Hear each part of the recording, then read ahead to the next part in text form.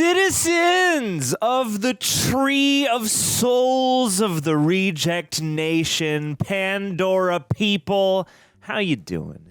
It's good to see you guys again for a sci-fi Sunday, methinks, or it could be an action Friday, adventure Friday, who knows? Either way, Wildcard Wednesday, whatever you got, we're glad that you're here.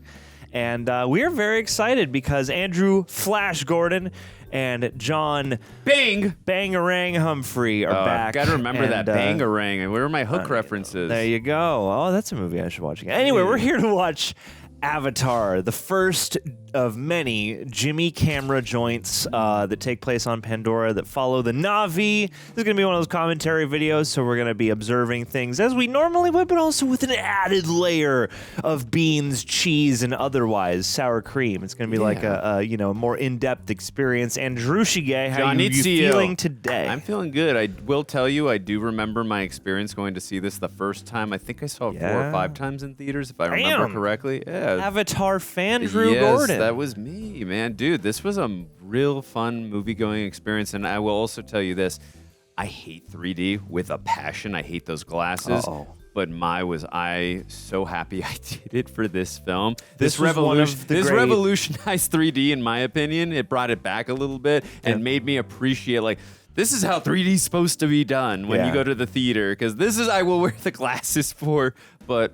Jonald, how are you doing today? How are you feeling, buddy? I'm good. I'm feeling good. I'm excited to dive into this, partly because, we've all been through the up and down mill of opinion when it comes to Avatar, from the initial backlash to the retrospective appreciation, especially in light of The Way of Water. Obviously, we have Fire and Ash on the horizon later this year. And, this was a movie that I saw with my dad in the theaters. Maybe even on opening weekend in 3D in a very large, it might have even been IMAX. And it was definitely one of the more striking theatrical experiences in re-watching this film ahead of Fire and Way of Water. I actually found myself enjoying it more than I'd remembered. I kind of remembered the first time being sort of an exercise in really great spectacle, but do I love the story and the characters? Not so much. Second time around, I actually gained greater appreciation about this, or maybe the third. I think I saw it a couple times in theaters, actually. But and then Way of Water, I think blew Greg and I away initially when we saw it. So I'm excited to go back to this world to observe one of our, most expert filmmakers in his element building a world. As Guillermo del Toro said, one of the few American auteurs who has built his own mythology of this magnitude. And did he say that about Cameron? He said that about Jimmy Camera. I believe Cameron is Canadian, my friend. Well...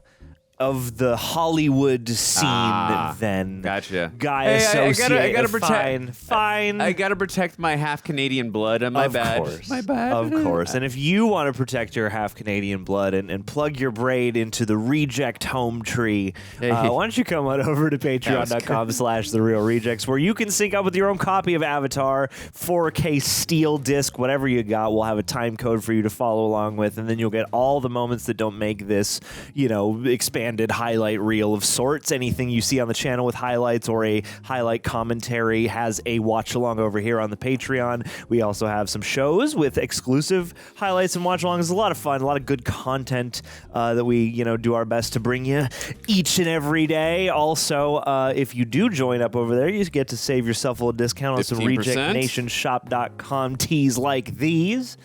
And we got just a really lovely group of people over there. A nice little community.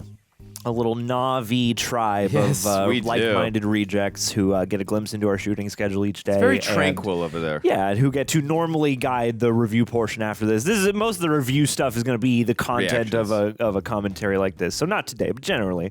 And it helps us to avoid all the different copyright and age we are watching on Disney Plus. And don't forget to follow Tara on the Rage Pod. Oh, yes. Go Rage with Tara. We love Tara very much. I would love to be in a Na'vi, avatar with Tara, exploring Pandora. That would be wackadoo, as Tara would say. Wackadoo wild. And with that said, let's jump in. Let's do it. Let's ship off to Pandora.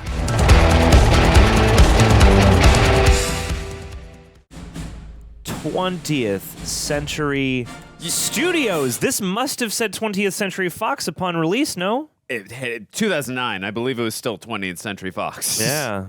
They just must have changed it for. They must have. This is revisionist history that we were doing the Not the way commentary we on. remember it.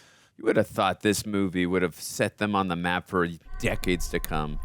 Ooh. Oh, man, I miss James Horner. R.I.P. His music, John, just hits you in the feels right away. Truly. When I was lying there in the VA hospital with a big hole blown through the middle of my life. Sam Worthington. Your boy. I believe these are animated trees. I was free. No, this is where you're gonna fly, my friend. This is where they filmed Predator. You always have to wake up. This is a nice foreshadowing shot. All the blue light, the vividly blue light on his face here. Good foreshadowing of what he is to Almost become. like it's tinted, yeah. God, remember the hype on him off of Salvation, off Terminator. Good Salvation. old Marcus. I've brought a blue drink to the shoot today. Me to too. You in just spirit. can't see it. You can only see the upper half. In cryo, you don't dream at all. Doesn't feel like 6 years. More like a fifth of tequila and an ass kicking. Cryo sleep for 6 years. Where are we at on cryo sleep if you're watching this on YouTube? Tommy was the scientist, not me. He was the one who wanted to get shot light years out in space to find the answers. It's funny, you can still hear a little bit of his accent creeping in. Where's he from? Is he Australia? Yeah, I believe so. This is a really crazy, long, scopic shot. So a week before Tommy's gonna ship out, a guy with a gun ends his journey for the paper in his wallet. Woof. You've been in cryo for 5 years, 9 months, and 22 days. You will be hungry. You will be weak. Yeah, you'll be atrophied. Almost like in Aliens when they're in cryo sleep for so long. Was it her 57 years for Ripley? Yeah, Tommy was the scientist. Me, I'm just another dumb grunt going someplace he's gonna regret. So his brother was a scientist. He was a grunt. So it's like Armageddon. We're going to make construction workers the astronauts, right? Or drillers? That was, I believe, Cameron's main inspiration for this movie. He Was said, Armageddon. I'm going to use What a Armageddon. cool establishing shot, too. Reminds me of this, was it the Sulaco? And two, just like the lore of the world. You grew up hearing about this place. And to open with this moon is very Earth-like. Or the satellite, planet. We'd like to talk to you about taking over his contract. Since your genome is identical to his, you could step into his shoes. That's right. It's very simple. Don't worry about You can become a science guy. This also makes me very curious about how they design, the ship for this movie with this, Eiffel Tower-looking pod thing on the back there and little extrusion. Because it's like, Cameron's got to have gone through a lot of, detail R&D for this future tech. What a beautiful simulation of these elements, though. Like, all the fog and the clouds and, the wisps of, moisture in the air. Exopac's on, let's go. Exopac's on. Remember, people, you lose. Highway to Hell. You're dead in 4 minutes.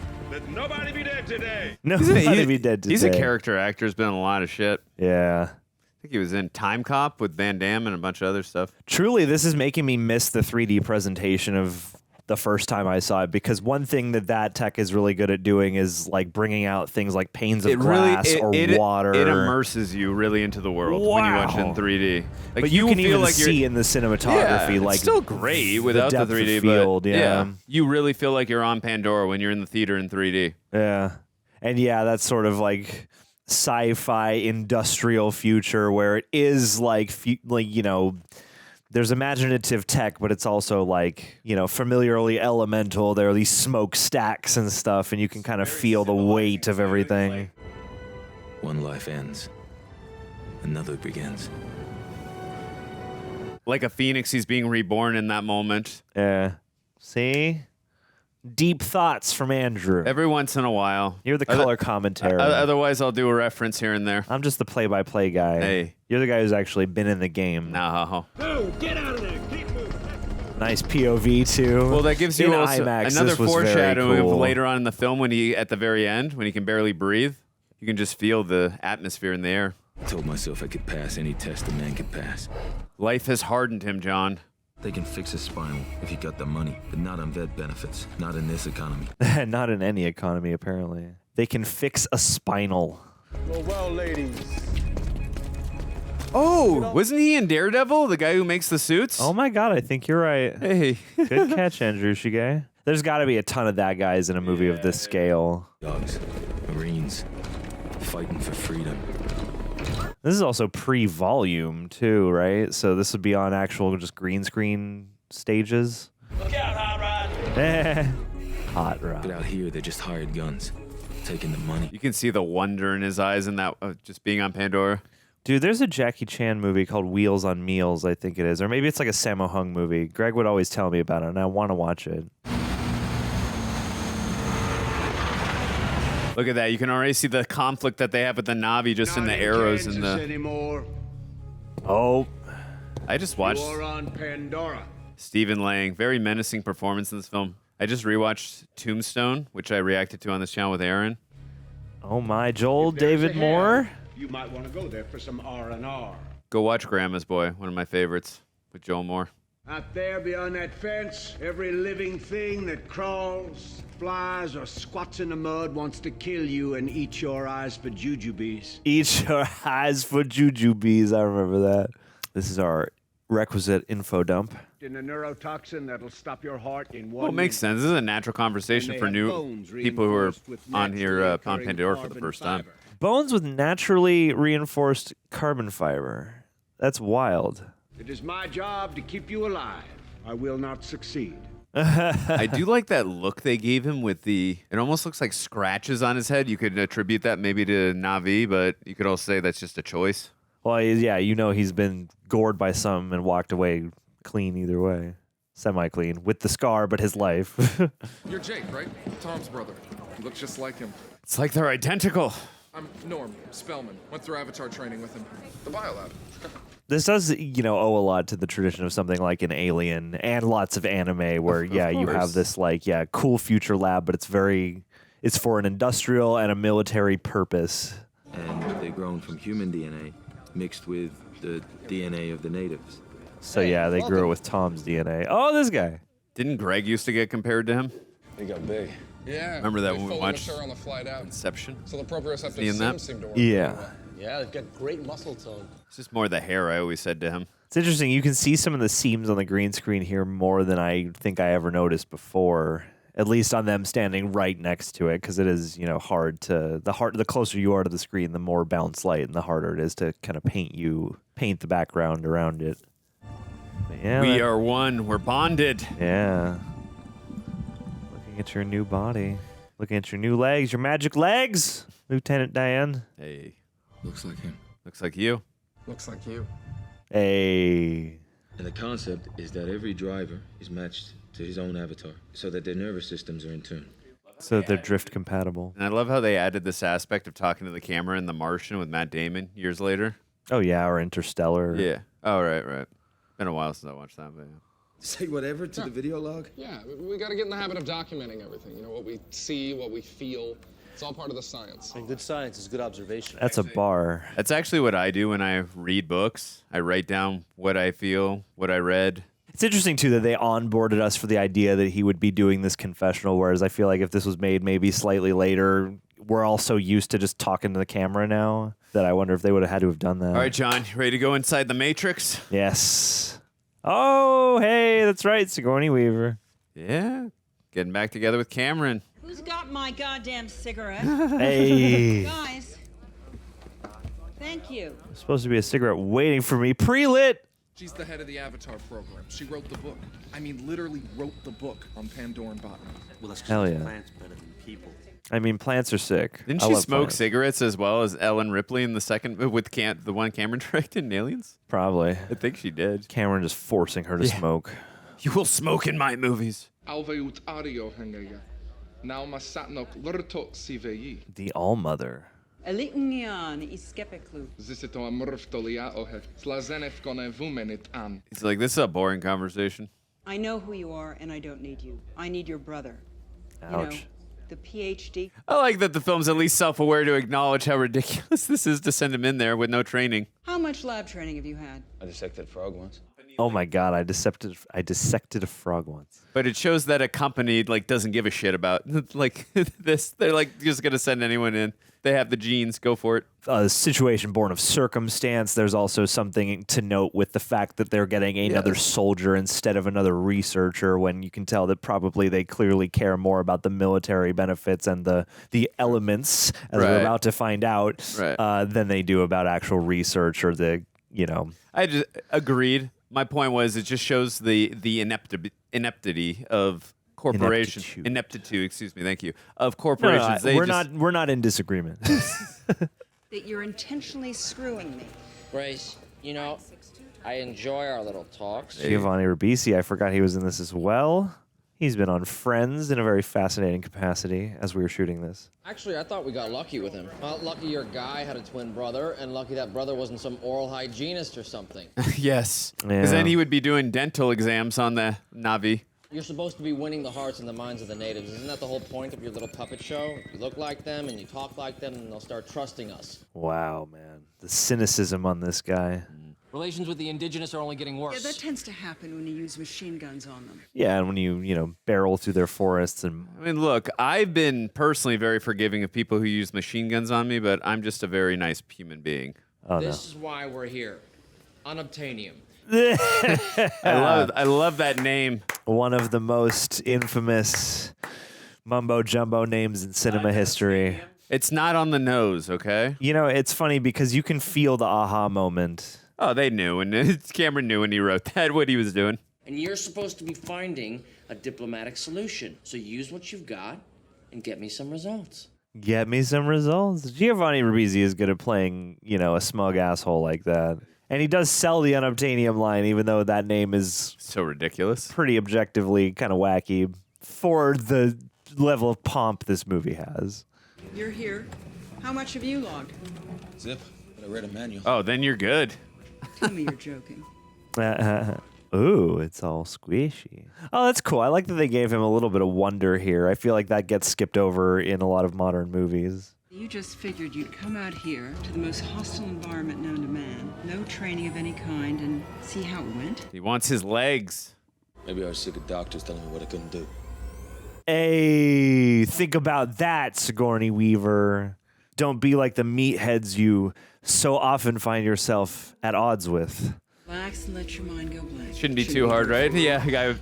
Kiss the darkest part of my little wife. Generic line, but it still hits. Kiss the darkest part of my lily white ... See, the thing about James Cameron is he goes to great lengths to like sell the science of his stuff, but he also does love like a cool guy one-liner or like a quippy joke. Dude, he invented the one-liners with Arnold. Yeah.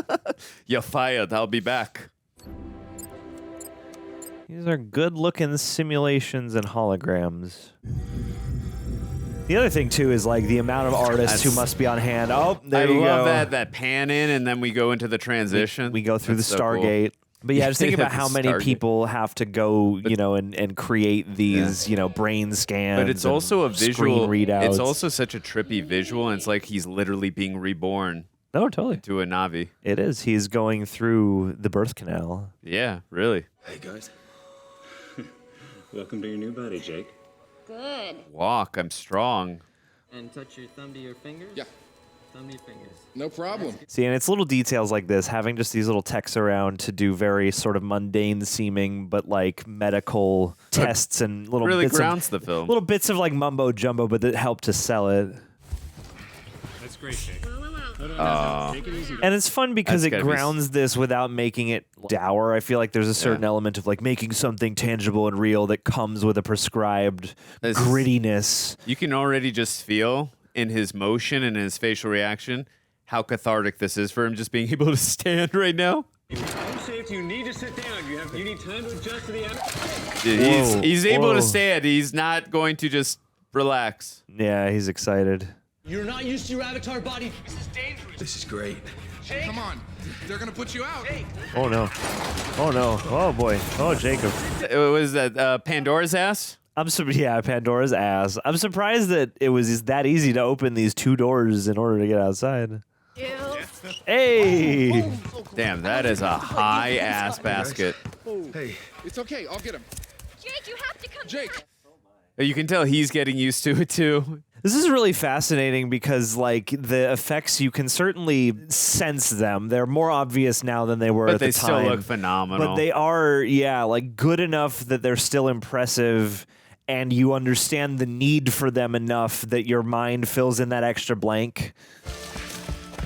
And too, like when he's waking up in the medical pod just there, like the use of that like crane shot to really like give you the wooziness from this new center of gravity, and him towering over these techs in the background too.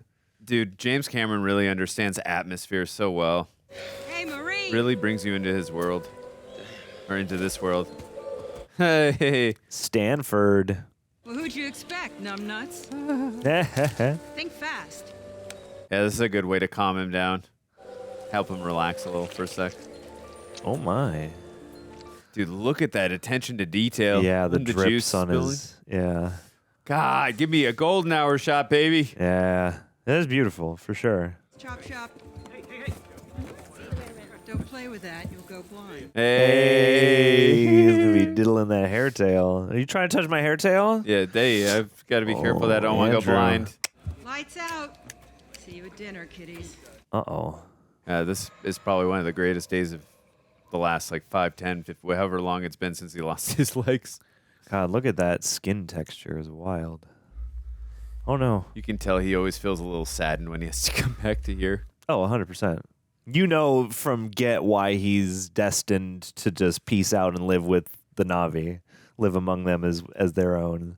Because, yeah, it's like he doesn't belong here, and he obviously can't perform his old duties as a soldier in his before life. I like that it starts out as a physical journey, and then it becomes an emotional and spiritual journey for him, where he's like, oh, my God, I actually accept you as my own, and this is a cause for me now. Oh, my God. Michelle Rodriguez. Yeah.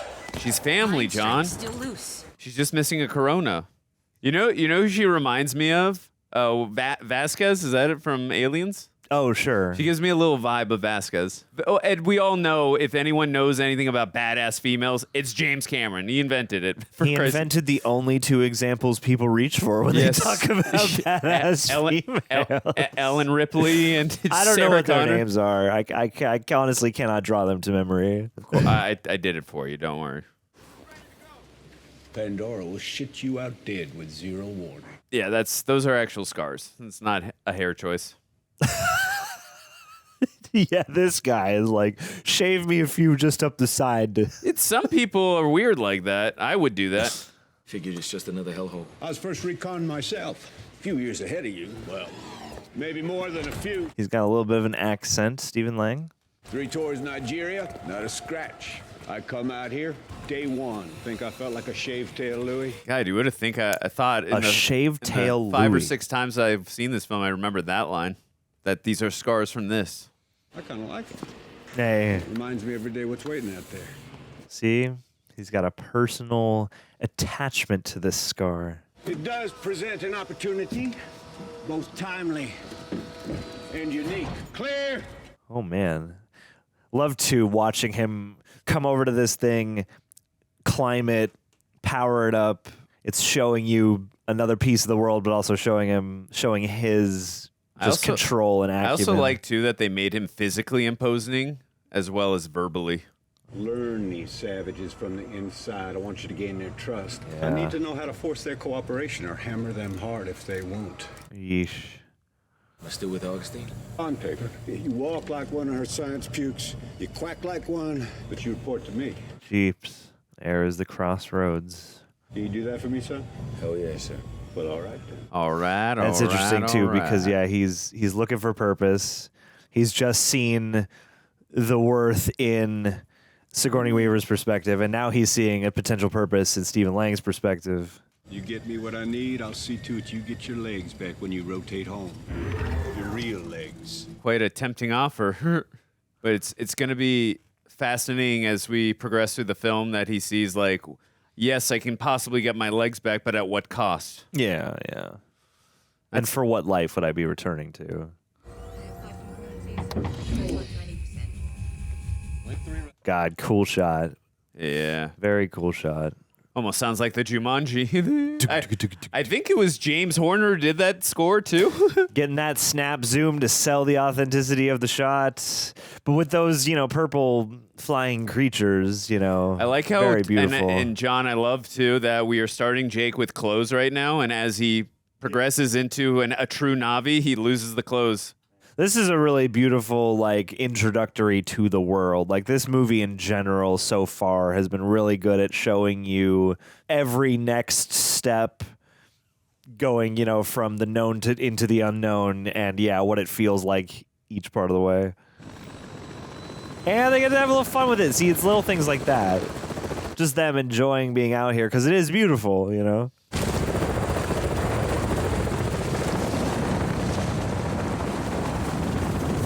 And it's smart to have this integrated unit because it continuously sells the complicated nature of what's happening here. You have like real people in the frame and some real elements to ground everything and help sell these. Yeah, but they all blend well together. Yeah.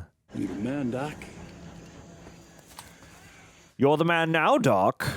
Name that movie. I haven't seen it. You're the man now, Doc? Sean Connery says it in some movie. Is it The Rock? I'm not sure. Oh. You're the man now, dog. Wait, is it The Rock? Is that what you're saying? Oh. These bugs. This They'll eat you like June bugs. It's interesting watching this just after watching Predator Badlands. Yeah, but not only that, but like that world, everything always felt like there was danger looming and you could not have time to breathe, but it was also so captivating to take in every moment. They're not aggressive. Relax, Marine. Yeah, and this is a really good kind of establishing of his instincts. We'll watch as he goes from approaching this as a soldier to approaching it as a native. Here I go.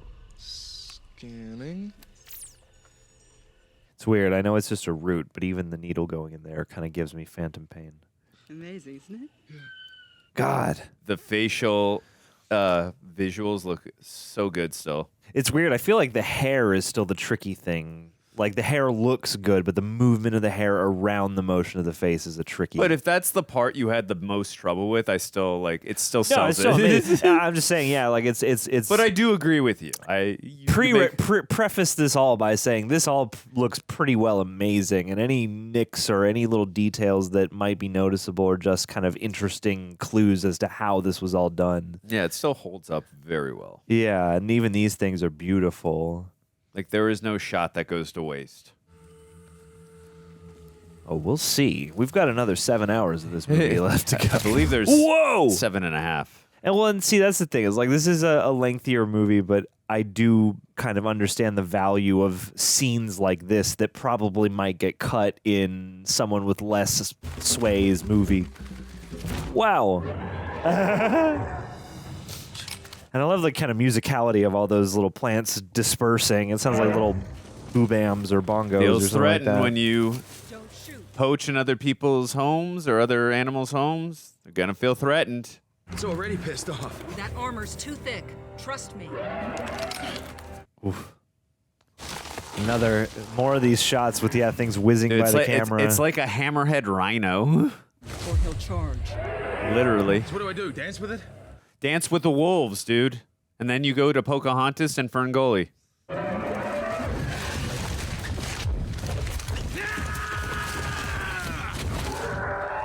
Nice display of dominance.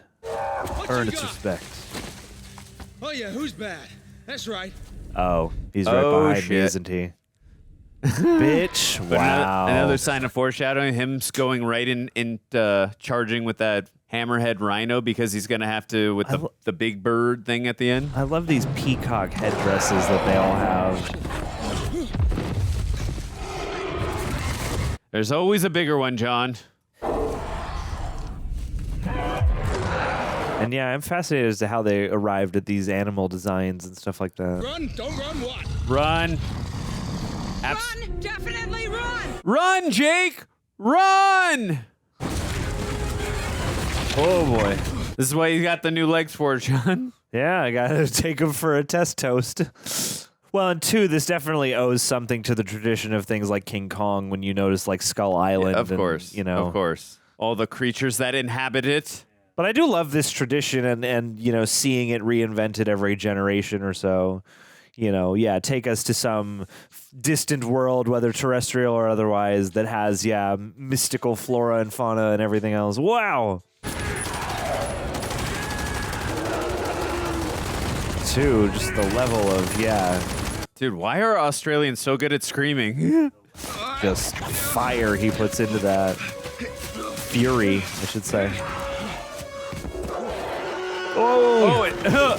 That's a little bit of that T-Rex. Oh, it's T-Rex. Yeah, it sounded a little bit I almost like said Godzilla, but you're right. It's T-Rex. Yes. Yeah. I don't know how to describe the difference in the sounds, but No, you're 100% right. It's definitely the T-Rex. This is so fascinating because this doesn't feel like you're watching one of those like, CG animated like video game spin-off movies, but you do start to realize in sequences like this, like, oh, most everything I'm seeing is probably animated. This is a cutscene, essentially. And that's Arnold in Predator, Dutch in Predator. Yeah, he's going to smear mud all over himself. Oh! He couldn't see me. This is interesting, too. I wonder if this is a composite of a real, authentic underwater shot. They've gotten way better over time at making water sims, I will say. CG water capabilities now are ridiculous.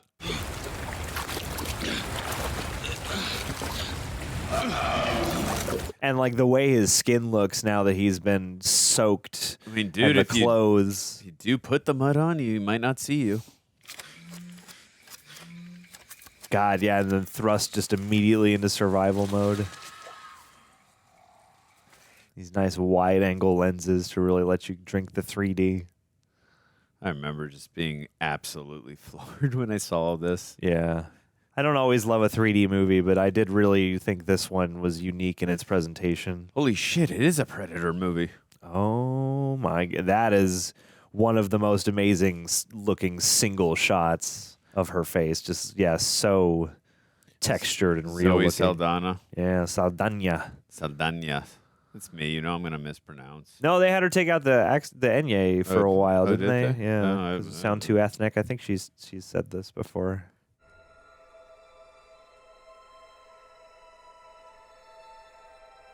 Mother Spirit is telling her not to shoot. Intervening. Oh, so symbolic, so beautiful.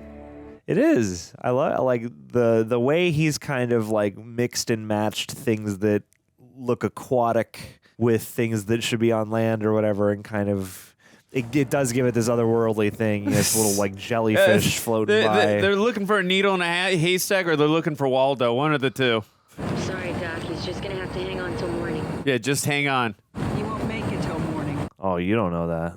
Would have been probably a good idea if you put trackers and all that, but then we wouldn't have a movie. Yeah. Like on the one hand, I'm like, oh God, that is beautiful. Yeah, it is.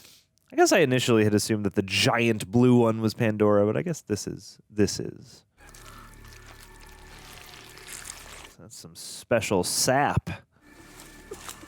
Yeah, these fireflies and things. I love POV shots like that. It really adds a disoriented feeling. Yeah, and suspense and terror. Feeling of voyeurism, being watched. This is really, this is well conceived for like transporting you and putting you both along for a character's adventure, but also, like as an audience cipher character, it's very locked into his POV a lot of the time. It's very transportive.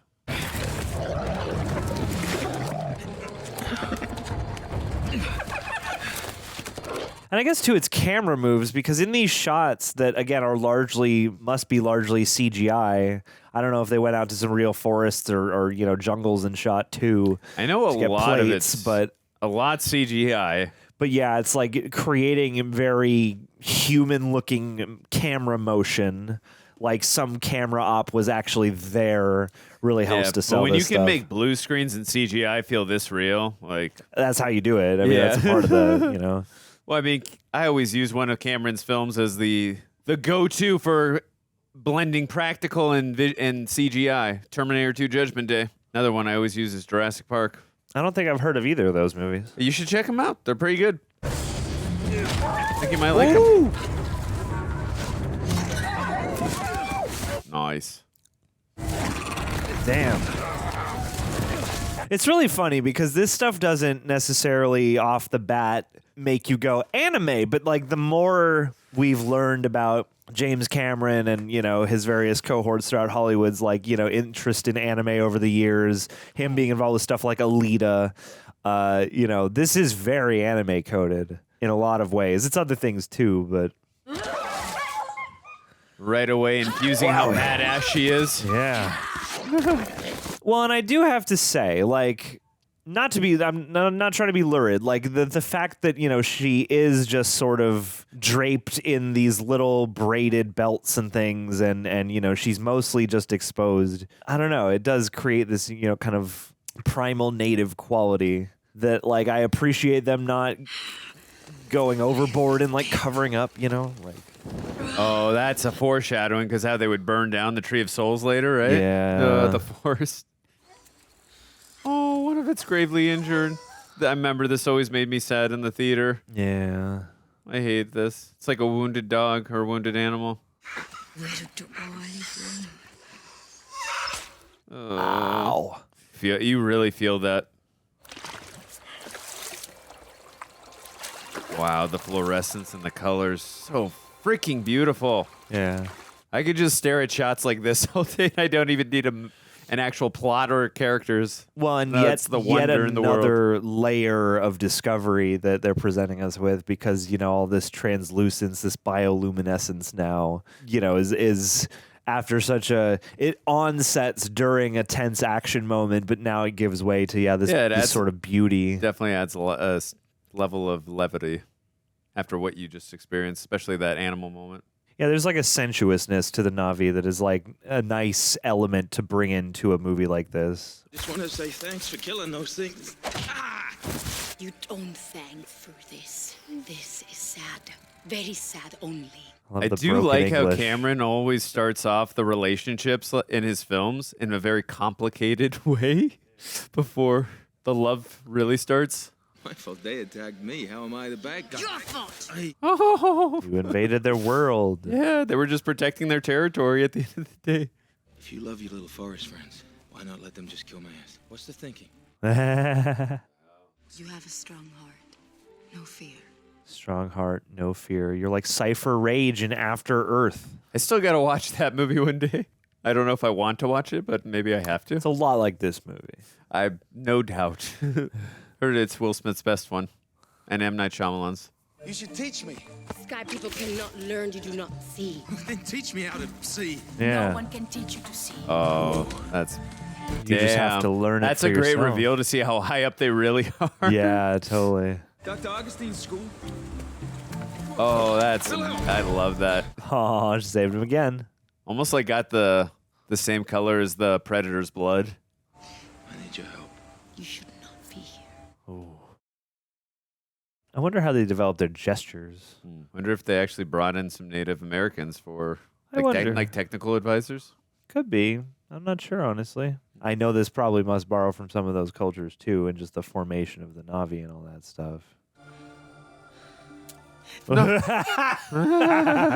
Great. I mean, that would be a natural. That would be a natural instinct.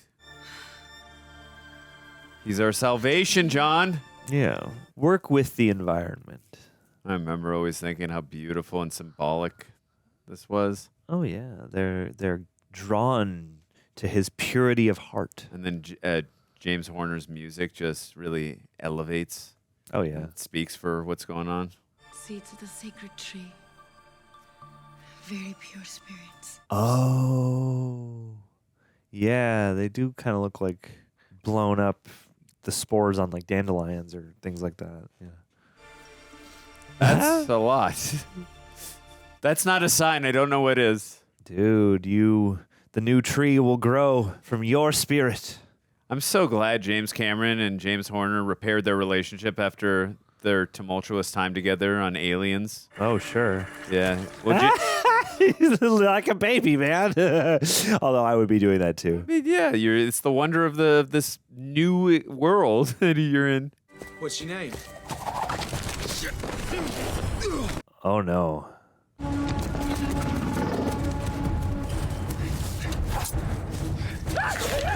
Whoa. Whoa. Oh, you can see right when the connection severed too. Put so much attention to detail. That sounds like the Velociraptors. Yeah. Sahik.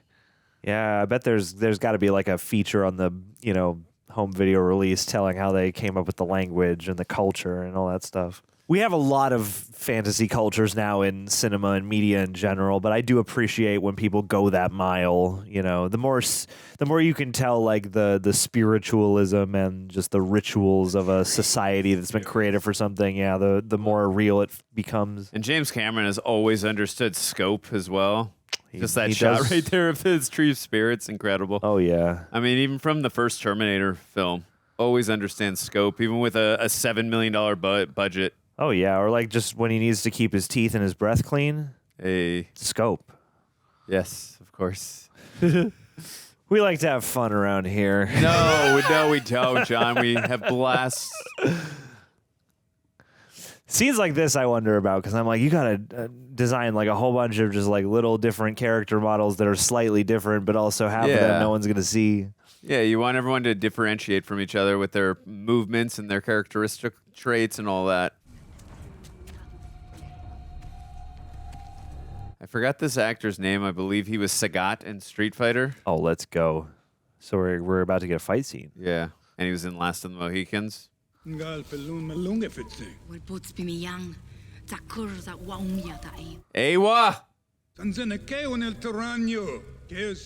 he saying?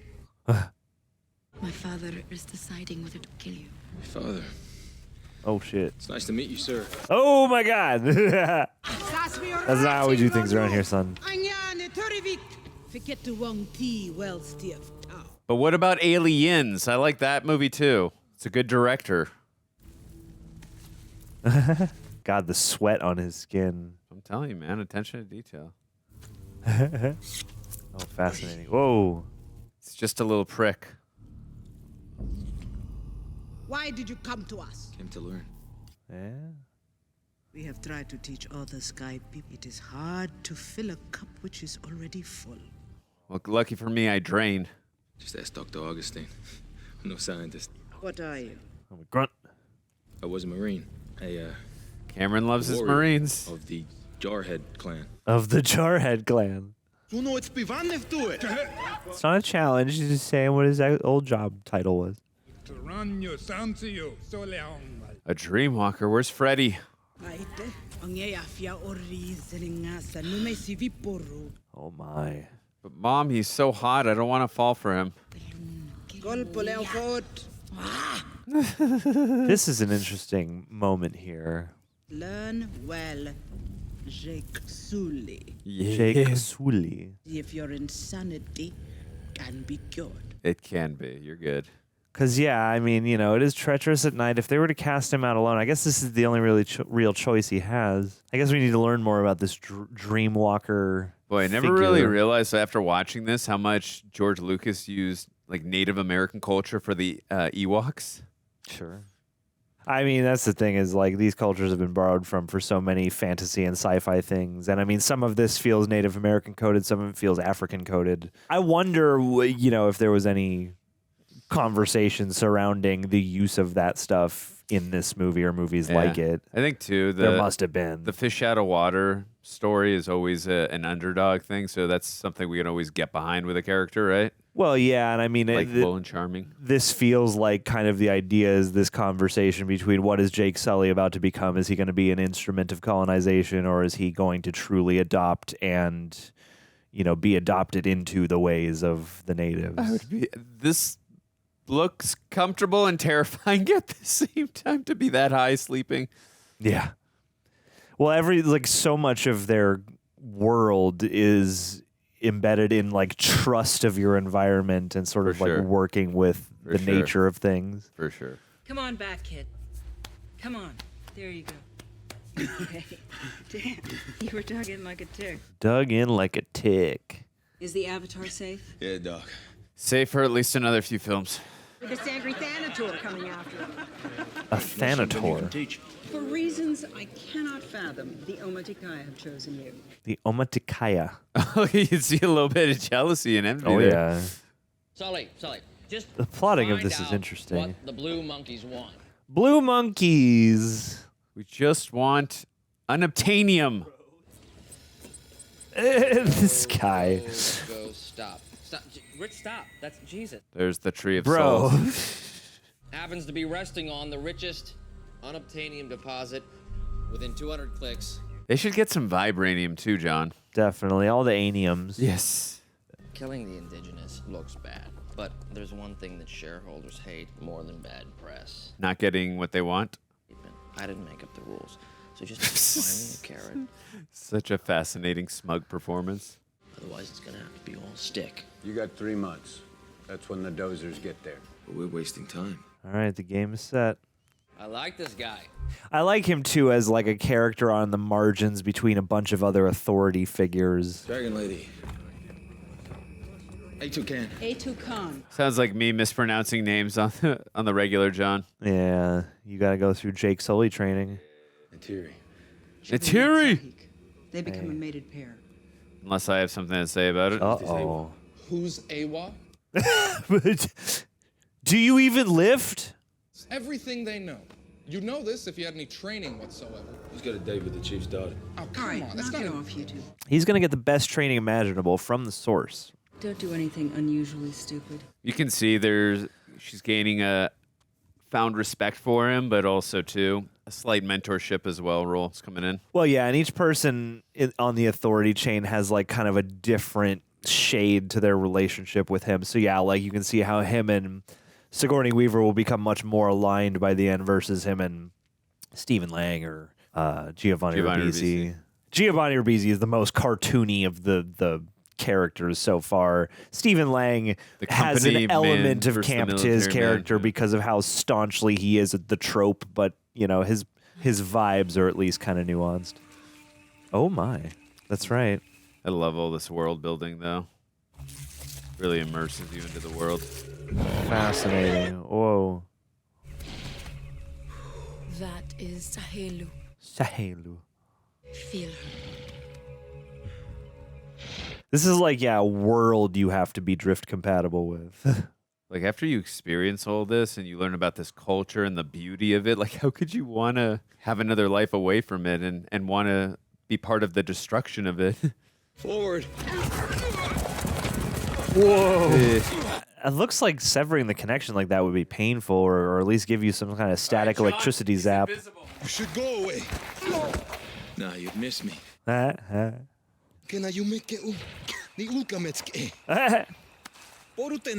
Googly eye rock. I like that though when she's kind of encouraging him, yeah, to just sort of be in the moment and feel and be one with his steed. But you can also feel his territoriality and how the animosity he feels and the jealousy that he's spending also time with her. But even then, like it kind of breaks him out of that in that moment and it puts him, you know, in the here and now with this creature. I'm guessing this secondary ring, that's also load bearing. Oh boy. Oh boy. Already plotting their destruction. He's a double agent and he doesn't even know it. There's a mobile link up at Site 26 we can work out of, way up in the mountains. The Hallelujah Mountains? Hallelujah! Hallelujah money. Hallelujah! There you go. The legendary floating mountains of Pandora?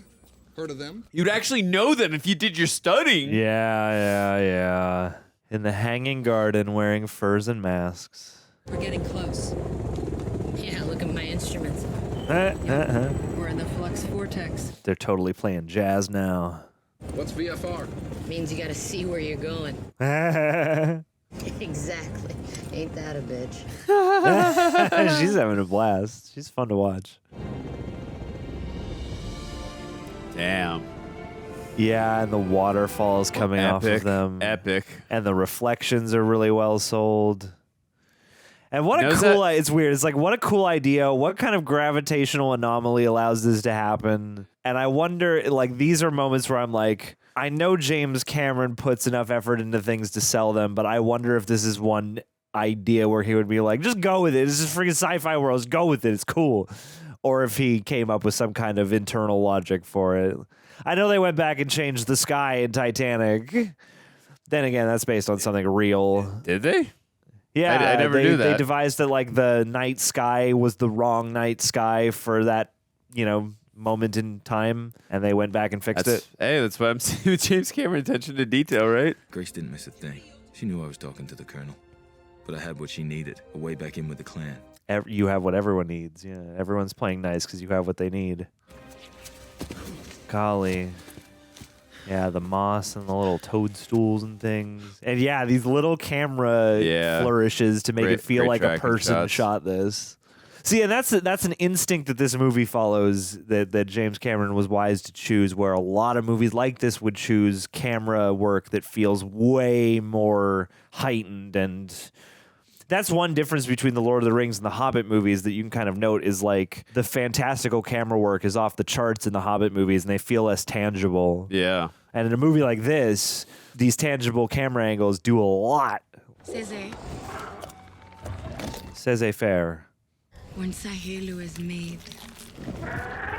Gran will fly with only one hunter and the whole life.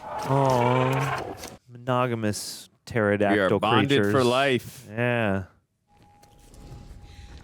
Oh, I like your little flight goggles. They look like they're made out of some discarded, like, molted exo She is shaving this off world's a bug Amelia or something. Earhart, John. Definitely. She will mysteriously vanish in part 3.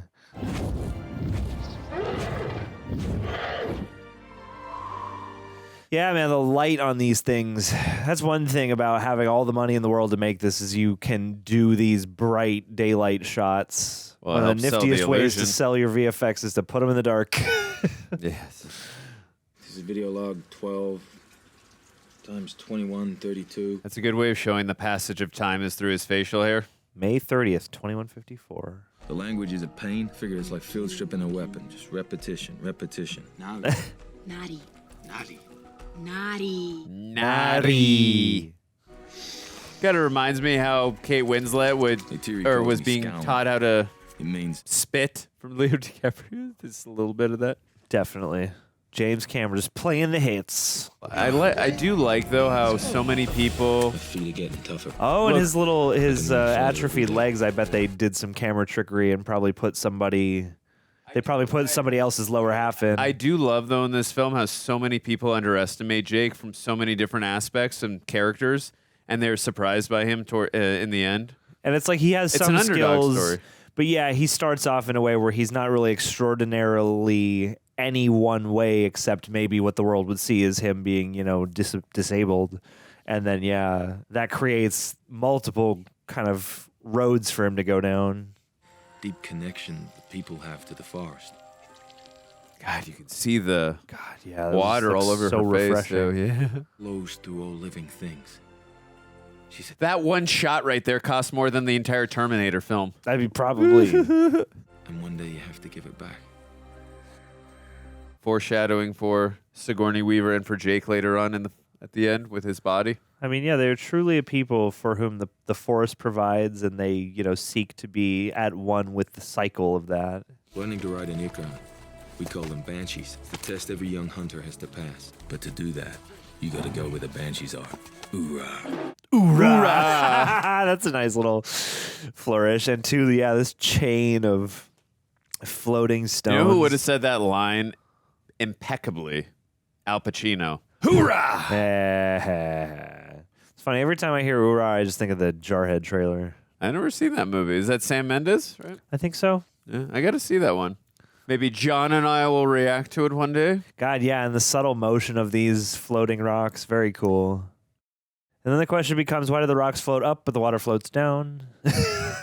Don't think about it, John. It'll make your head spin. I don't want to because this is gorgeous. Yeah, but they're on a different planet.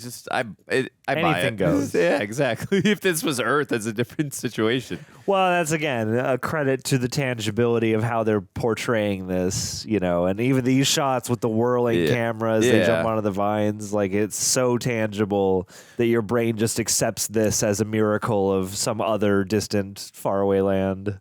Well, that's the thing, man. And these are long movies, and I know people get on them for that, but they do, like, in a very lovely way, just bask in the wonder of being here at all. When I'm in a long movie, it's always about pacing for me, and am I enjoying my time in the world? Cut all this shit out and make it a tight 90, Andrew. All right, John, fine. I just wanted to punch Stephen Lang and get me back in the car to go burger place. We need to be like the Justice League. The Justice League. It's got to be 2 hours on the dot. See, again, with this wide-angle POV shot. Very smart, very clever. And the thing is, I'm like, this isn't just you getting to choose what coverage you have. You had to probably make that decision in pre-production on a movie like this. If he also chooses, you move quick like I showed. You will have one chance, Jake. Otherwise, you're dead.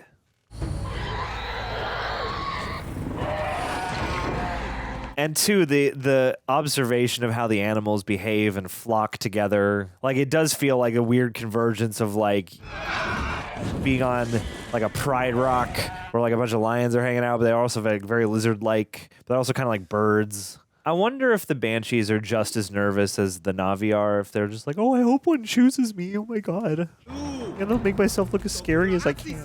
Yeah, I hope he chooses me or I will eat him for breakfast. Imagine if I don't get chosen. Oh. These look like a specific colorway of... They made a specific set of, like, wacky colorways of Jurassic Park dinosaurs, like, in the late 90s or early 2000s. Make the connection! Yeah, come on, man. Get your tail on him. Braid that boy up. Oh, headbutt. That's fighting dirty. Owie. Oh, boy. Jake! Oh, you can feel right there how much she's... I mean, she already gave him that one look, but just in that moment right there, that's so much subtext in that line. With him being restored of the gift of walking in this world and his full range of physical ability, like, you do... It does... Wow. I love that. Oh, yeah. Now we go for a ride. You cannot wait. Think, fly! Fall. Think fly, not fall. With style. No, not goddamn fly. But it would... Oh, shit. But it would make sense in this moment how disoriented he would feel. Yeah. Falling down thousands of feet right now. Shut up and fly straight! Okay. That's very fun. I remember laughing really hard when I saw that. Because it's weird. It's like, it is like a beautiful moment of relief, but it's also like funny that worked. Yeah. They're connected. It's what you're feeling and what you're thinking. But I like that he used that as a moment of learning too. It's a funny moment, but it's a learning moment as well. I do appreciate too that they really went for colorful in this movie. Jake Sully! Jake Sully! Dude, oh, he's so jealous. Who's the scown now? All right. Oh, that's amazing. Yeah, it is dazzling. Like, it is. As much as there are ways to be cynical, and yeah, Fern Gully and Dances with Wolves and a bunch of other movies, like, there is something really lovely about the particular aesthetic and the particular convergence of, again, for sure, you know, action and sci-fi movie tropes, but with earnest spiritualism. There's and things still like movie-going experiences. Like, I really would have been deeply saddened if I did not see these films in theaters. And even the storyline, you're like, I can imagine a way where the people could have some kind of working agreement with them, but never to the scope that they actually want.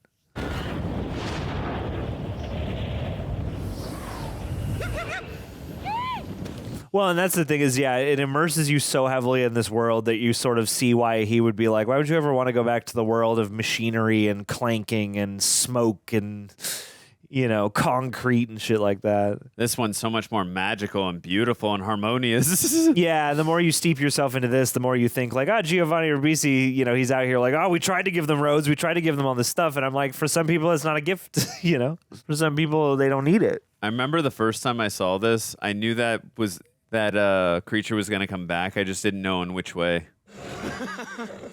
Aww. We are young and in love. It's a coming-of-age story, Jonald. It is Toruk, last shadow. It's the last one you ever see. See, Jake Sully. I arrived at it independently. My grandfather's grandfather was Toruk Makto. Toruk Makto.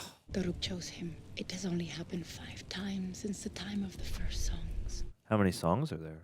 He brought the clans together in a time of great sorrow. All Na'vi people know the story. Everything is backwards now.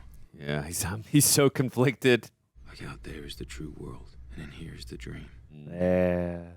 But the dream you don't want to be a part of anymore. You've gone full native. Your last report was more than 2 weeks ago. Starting to doubt your resolve. Uh-oh. And now I'm here to fortify I see it. it's time to terminate the mission. Said terminate! He said it! Yes. I'd flip this table over if it wouldn't ruin everything. I know. One day, John. You're gonna get your legs back. I'd say, too, this... Oh, shit. Yeah, I got your corporate approval. You know what this story also reminds me Show of, me John? the paperwork. The Last Samurai, John? I gotta finish this. Just one more thing. Ceremony. It's the final stage of becoming a man. Don't Is he having a bar mitzvah? Don't tell him that. If I do it, I'm one of them. Now trust me. The ultimate crossroads. Well, I think he's trying to come through with a harmonious and peaceful resolve here. And I can negotiate the terms of their relocation. He actually cares about them, so he doesn't want to see anyone get hurt. But he thinks he can, because if he's part of the family, they'll listen to him. But that's not going to happen. He doesn't understand that. And I'm not really too keen on this whole relocation thing anyway. There's no two-way street, and it's one thing is going to happen. That's it. I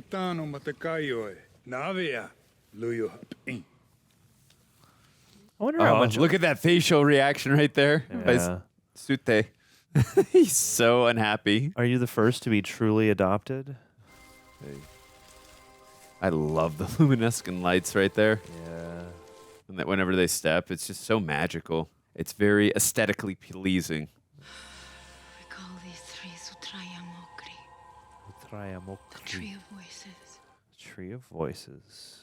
The voices of our ancestors. Dude, maybe you're a brother. John, you should go to a tree and just try this. See what happens. I wonder if I could try with other stuff. Yes. If I could like Are plug you into connected this to the? chair, Are you connected to the chair, get the John? most comfortable chair You're experience. hurting me. Your butt is like real swivel. They live, Jake. Within Awa. Oh. All the spirits, all the animals, all our people.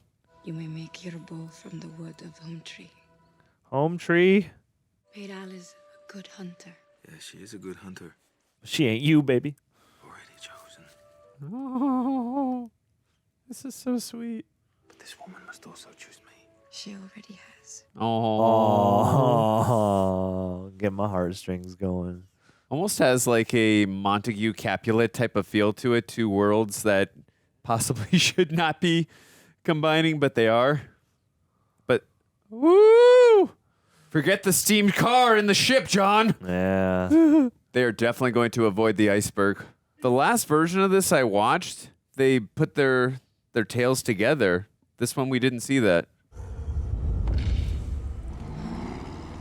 I genuinely remember it because I always like love the music and that feel of that part.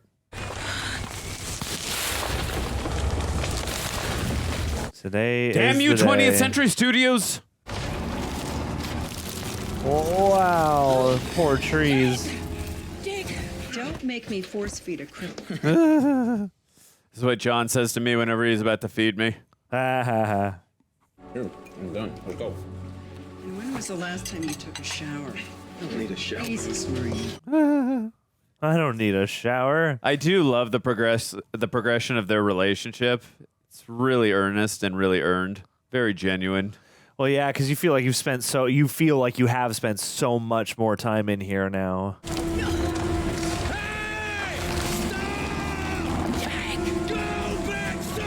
Oh no! Really sounds like a sound design from Aliens. I mean, he's probably got a bunch of those sounds cataloged. I'm sure whoever the sound team was. He's blocking my blade. Keep going, he'll move. These people Yeah. have to learn that we don't stop.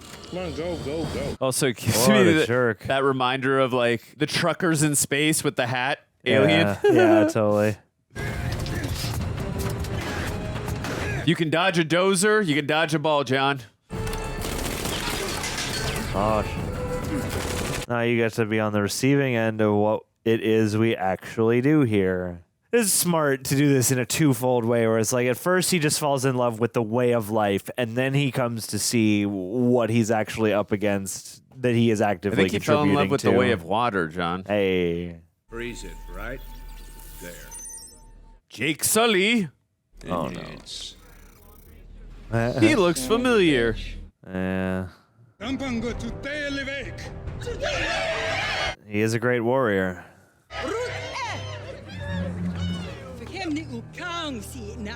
So what? We should let them bulldoze our places? They got to defend our place, right?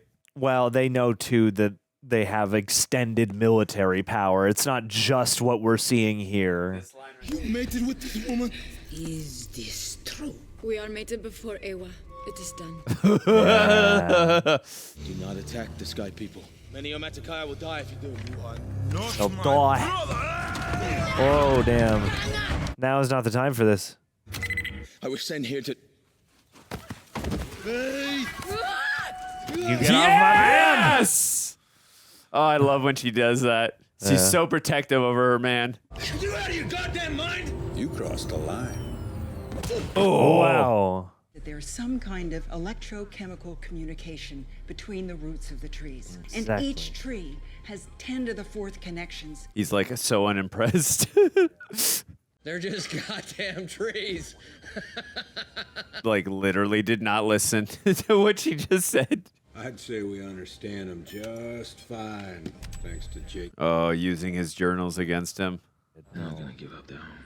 They're not gonna make a deal for a light beer. I mean, I would give up my home for a light beer and blue jeans because that sounds very appealing. They're never gonna leave Home Tree. Home Tree. Forge is rolling the gunships. He's gonna hit Home Tree. God. Oh, tense music coming in. There are families in there. There are children, babies. Are you going to kill children? You don't want that kind of blood in your hands. Hey, you know, some children are going to get, you know, pulled into the gears of progress. Let me try to talk them out. They trust me. You've got 1 hour? Is that what it is? I can't remember. You've got 1 hour. Unless you want your girlfriend in there when the axe comes down, you get them to evacuate. Wow, Damn, he BC. became really serious in that moment. It's the most serious moment he's had this whole film. AOL Wing, Lieutenant Town. Yeah, he's saying it in their language now. Tell them they're gonna be here soon. You have to leave or you're gonna die. Are you certain of this? Yeah, that's how we do things. You knew this would happen? Oh, man, yeah, we could have planned for this months ago. Look, at first, it was just orders. And then everything changed. I fell in love. I fell in love with her. Oh, the betrayal! Oh, you can see that the look on her face. Yeah, it's all too much. With you. I trusted you! Trust me now, please. That would be heartbreaking if the person you trusted the most. Get Yvonne. You have to go. They're coming! Nah, we ain't going nowhere. It's totally understandable, though, why they would bind them after feeling the betrayal that they do. Not going to help in this moment, but... That's the trouble, is like you either mount and fight or you just get used to a life of this. But it's a resonating thing that we humans would feel in the face of being betrayed by those we trust the most. Well, yeah, and we know exactly what we are capable of, you know. You must go now! It said run, Forrest, run. 1, 2 to go from the creatures of the sky now to these big metallic hulking ships and things. Seeing how technology and the battle of wits versus the people of the forest. And it's interesting because the designs are still cool, but they do take on a sinister quality from this perspective. And all the papyrus. That's right. All the Na'vi subtitles are in papyrus font. Yeah.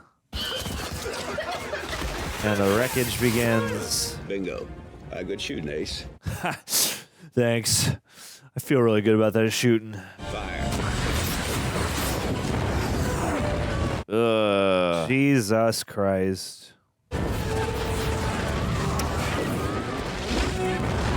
Literally, they're getting the fire version of an iceberg. This Cold War just got hot.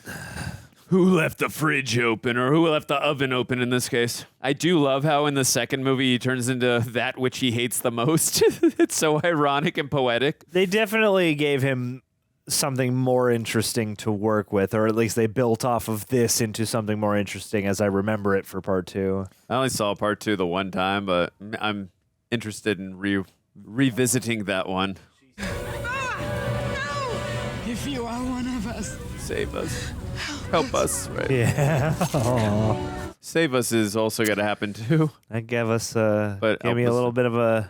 Charlie Oscar, gun runner standing by. Bring it down. Cleared hot.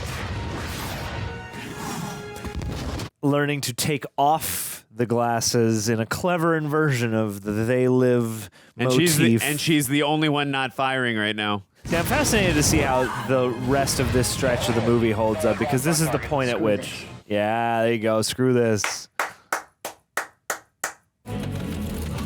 That is so tragic and heartbreaking. R.I.P. Home Tree. Oh, for the unobtainium. We will destroy as much life as possible for money. Yeah. For the success of the company. Endless expansion. Profiteering, Jonald. Well, and to the contrasting color as the tree comes down and everything just becomes gray and brown, dust and You know what that shot rubble. also gives me visual reminder of in Titanic when the one of the engines, or you know how there's four, what are they, the things that are on the ship, the four propellers? Not the propellers, the four things that are on top of the ship, the big smokestack. The big smokestacks, when one of them like come down hard and hit the water and take out a bunch of people. That shot really, like Cameron really knows how to sell that shot. Yeah. Shrieks of horror. Ugh. Oh, yeah. Come on, Jake. Unleash the rage. It's good work, people. First round's on me tonight. You gave him your legs. Oh, no. Oh, no. Oh, shit. Impaled. Oh, you have my bow. And my axe. God, and the contrast with the tear stains. Yeah, and you can see that. I'm sorry. Get away! Bring heartache and pain, destruction and trauma and sadness. Yeah, whatever you think about this film about not being original with its story, like you still feel the emotion. Yeah, it's very evocative. Pull the plug. You can't. No, you can't do that. Yeah. Yeah, go, man. Let's go. Yeah, how desaturated everything's become. Slow-mo. God, James Horner, I miss you, man. Go listen to Braveheart. It's one of my favorite scores ever. Sure. Oh, God. Jesus. Yeah, this is so sad. A veritable trail And of it's like tears. there's no good reason to have done that, too. Profit is the reason. Deserve steak. Make it steak? That's bullshit. Let me see that. Oh, yeah. You know what that is. Down. Yeah, you know what that is. All the way down. Oh, that's going to leave a mark. Michelle Rodriguez says that. Listen. She's in great shape, too. Yeah, man. Got toned arms. Always is. Sure, Jeanette Goldstein said, making me proud. That's right.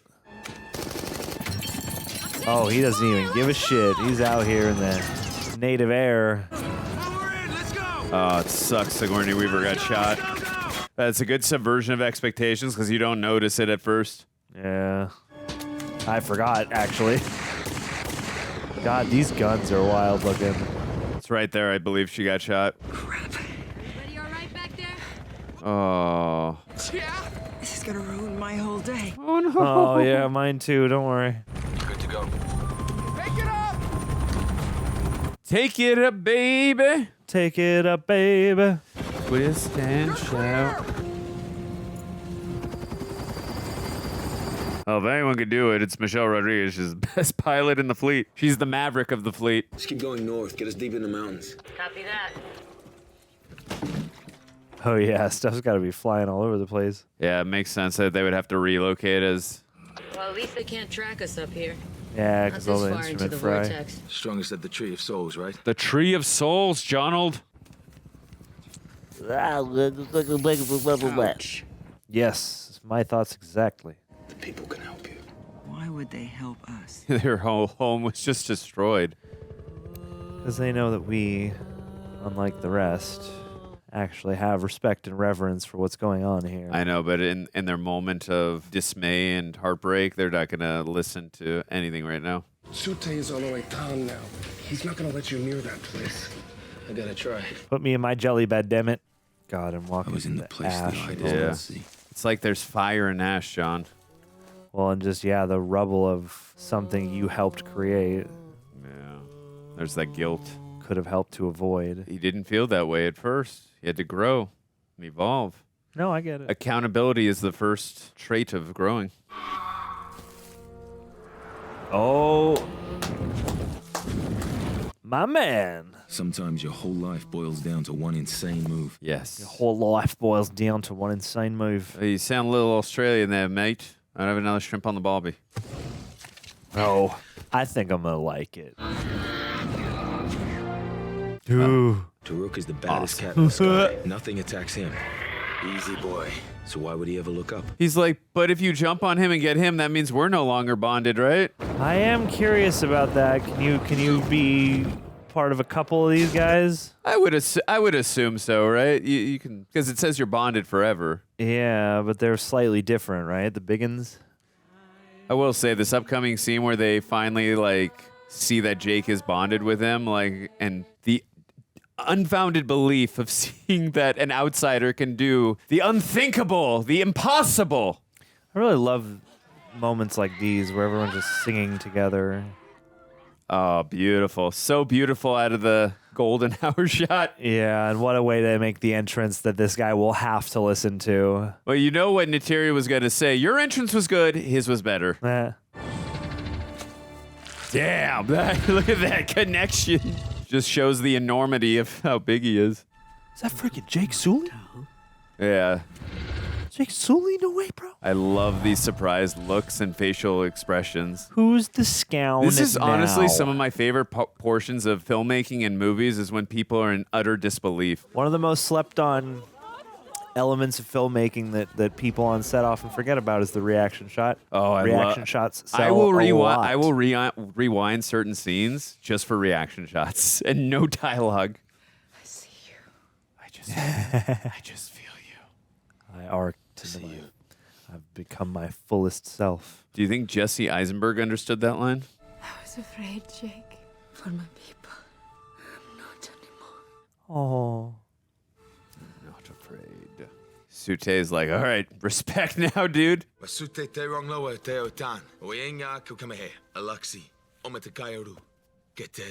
right, he's like, you are a badass. I mean, respect. And you're a great warrior. I can't do this without you. Bro. All right, yeah, I'm not gonna mess with you. Hey, he appreciates the environment and he believes in. Oh. Yeah, but no, this is beautiful and tranquil and spiritual, and he believes in the environment and he believes in Toruk Makto. So he's like, now he believes in Jake. It's really, it's vibrant, and you feel it. Well, and he sees Jake's full commitment to the way of things. Of course. Look where we are, Grace. I'm rather enjoying this rewatch. Yeah, me too.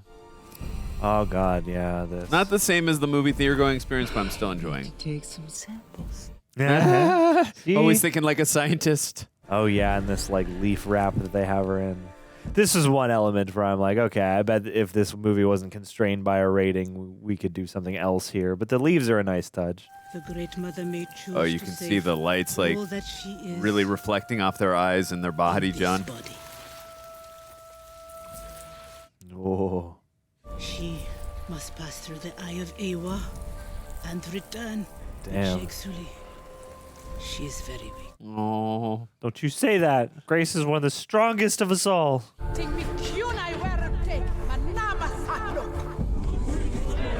Well, and again, the fact that we're taking time for this and like really immersing ourselves in this ritual. It's world building. And the way that, yeah, like you really get that point driven home about the connection that is both spiritual but bioorganic but also, as well. I love that they have not lost faith in the face of all the demise that has just bestowed upon them as well. Well, no, yeah, him showing back up renews that, fight and that hope,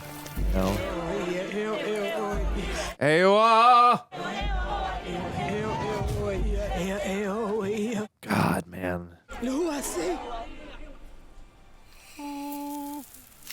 Jake.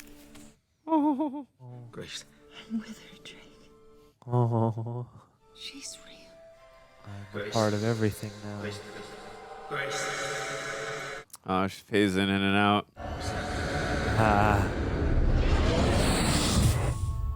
Grace. What's happening? Oh, and then this sets up the stakes for his transformation, for his transition. Oh, you can see it desaturating, going all black and white. Her wounds were too great. Oh. It was not enough time. She is with A1 now.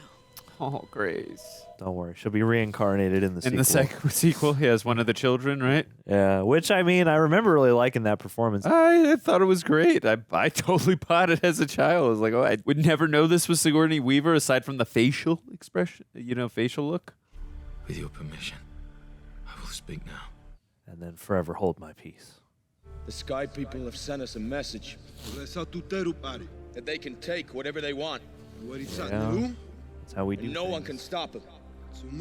Now we make a stand. But we will send them a message. We need Arnold for the last stand. You tell the other clans to come. I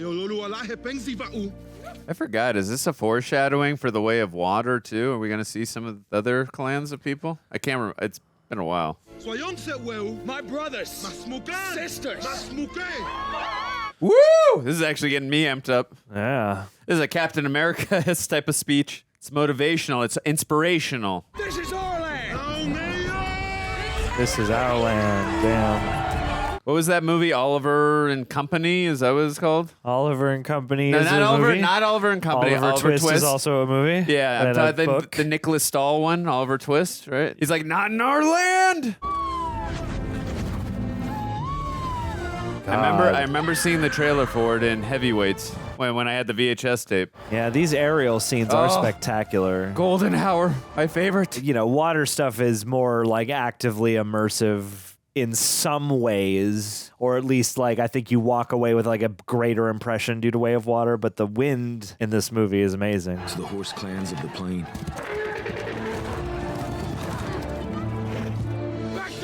To the Ikran people of the Eastern Sea. Oh, okay. Well, and yeah, we gave everybody the warning we didn't get. They came.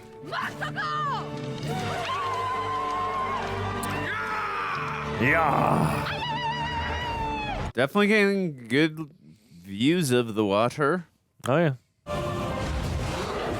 Little foreshadowing for that. God, that ocean spray is incredible. Oh, yeah. Remember almost feeling it in 3D? I'm like, it's like right here, John, in my face. This is what 3D should be. It's interesting because, yeah, like a movie like this is also best served in a theater, too, because I think it's easiest to digest the thickness of the runtime and everything and the insistence of the scale. These orbital images tell me that the hostiles' numbers have gone from a few hundred to well over 2,000 in one day. Let's go. And more are pouring in. The recruitment campaign is working. We don't even need any Paul Verhoeven propaganda campaigns. Our only security lies in preemptive attack. We will fight terror. You can see some of the fear in their eyes, like of all the numbers they're getting. Well, and your boy from Daredevil certainly looks like he's down for the cause. This mountain stronghold of theirs is protected by their deity.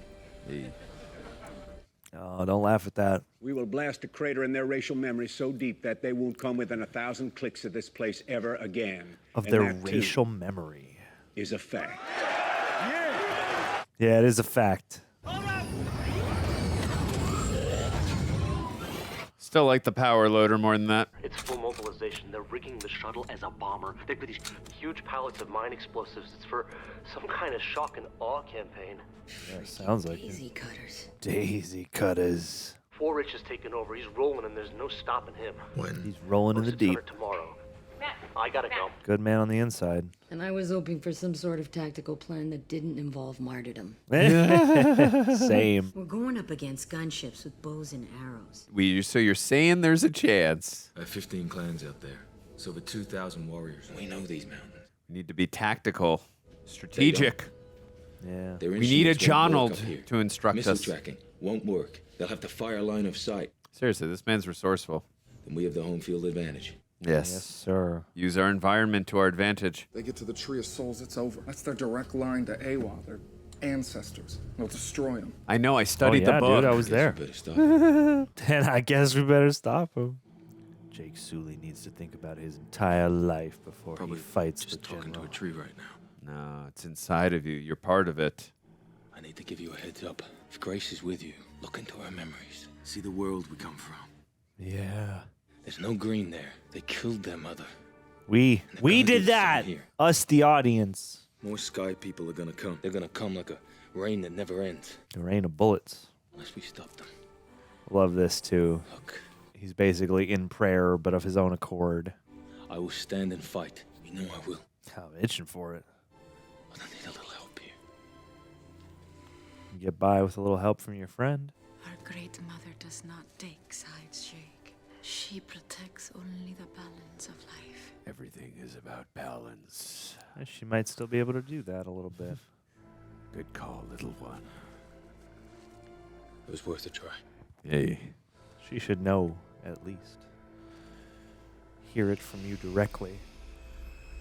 As one of her newborn children. Ah. The final battle. I love the smell of chopper blades in the morning. Who was the first movie to take a CG shot and do that snap zoom? It was Top Gun, John. I have no idea. Hey, you can still feel a little bit of apprehension there in what he's feeling. It's like, are we doing the right thing here? No, I think he's just like, are we going to actually get our unobtainium, or just going to lose a bunch of soldiers right now and expensive military equipment? Definitely, you can feel the the complexity right there from him. All right, we go manual flight mode now. And yeah, the like little jets of smoke being propelled downward by their engines. It escapes me. Was this one the highest grossing one, or is it it's this one, right? I think it's this one, yeah. And then the second one's number 2 of all time, right? Pretty sure. And then Avengers Endgame. God, man. The stakes couldn't be higher for the box office on Avatar 3. It's gonna get over $1 billion. That's easy guarantee, I would probably say. I don't think it's going to beat the second one, but we'll see. I want to see him make a low-budget Avatar movie. A $10 million Avatar? Yeah, $10 million Avatar. Go back to the Terminator, do a $7 million Avatar. Bottle film, just like two Na'vi. Go back to thinking outside the box, Cameron. Two Na'vi in a cave. Do guerrilla-style filmmaking. Go film the last scene with the VFX guy and his son and say it's for a school project. God. I remember your buddy Aaron is friends with that guy or his son. Oh, yeah. Guy'll do a little ghost dance. Ghost walk. Inside joke. Oh, no. It's the spook crew. No, man, no. You were one of the guys. Papa has lead. Pushing the target. Escorts, stay close on my shuttle. It does look like a NASA spaceship or something. Definitely. We are going to lose some painting here. Don't worry, Captain. We'll buff out those scratches. Make no mistake, people. They're out there. And they're watching. All right, people. Target in sight. Range 4 clicks. Valkyrie 1-6, get your payload ready. How much distance is a click? Roll to the right. Let's go. He's definitely very menacing. But he's also very one-note film as well. I mean, yeah, they don't really give him the opportunity to do or be much more than this, but... I still enjoy the performance. We got movement out there, 500 meters. Yeah, I definitely remember the 3D in this last sequence, especially through the cockpit windows of those mech suits. Target's closing. Range 400 meters. But sometimes, you want to keep your villains very simplistic. Focus on other characters. Yeah. God damn. Look at how many soldiers they got. I have brought more warriors than you. Nice, epic, horn-heavy soundtrack for this part. Those are my favorite when they drop down, the camera follows. Brother, I'm gonna punch a hole. You follow me through. Love those shots. Oh, yeah, and they got their little neck communicators now. That's what adopting a little bit of the human tech. Yeah, that's what Grace always had. Ooh, oh, boy. That's so cool. Oh, yeah. Oh, my. Nice. Jesus. That's awesome. Jesus, yeah. The force of the arrows to be able to shatter that glass. I mean, we've seen it. Oh, you still got to hit it in a very tactical spot for it to hit through. Well, yeah, and we've seen them bounce off some of the other ships, windows and stuff like that. But yeah, the sheer force. This is sad. Break formation, engage all hostiles. Break formation. Yeesh. It's got to be so weird to have to like pantomime that with the little gloves on, with the power glove. Whoa. The other thing too is because of the size of the Na'vi, I always forget that the arrows are more like spears. Wow. That was a really good looking shot. Love when they do these 360 shots. Yeah. A lot of good camera movement. Yeah. And again, it still feels like all these camera shots are kind of tangible, like someone could have recorded them live. It's very frenetic movement, but you can still follow it very easily. Yeah, it's always in motion, but it's not too shaky. Scorpions, pursue and destroy. It's like, yeah, it's just the right amount of when it feels like a person's on the ground or in the ship or whatever, it's not too shaky. And then whenever they go to like a crane shot or a helicopter shot, not too insane. Jake, you copy? But always picturesque. Copy, get out of there. Come on, Jake Sully. That's him. Get after him. His defining trait. Get after him. Yeah. Ultimate conquistador, this guy. Take him out. Oh boy. Yeah. Oops. Let's go, Trudy. That's right. Nice. Hey. That's right. I totally forgot about that. How cool. I love, yeah, the paint on the outside of the ship too. Because she's part of the Na'vi, John. And her, like, yeah, war paint eyeliner. Not the only one with a big gun, bitch. Come on. Come on, Michelle Rodriguez. No.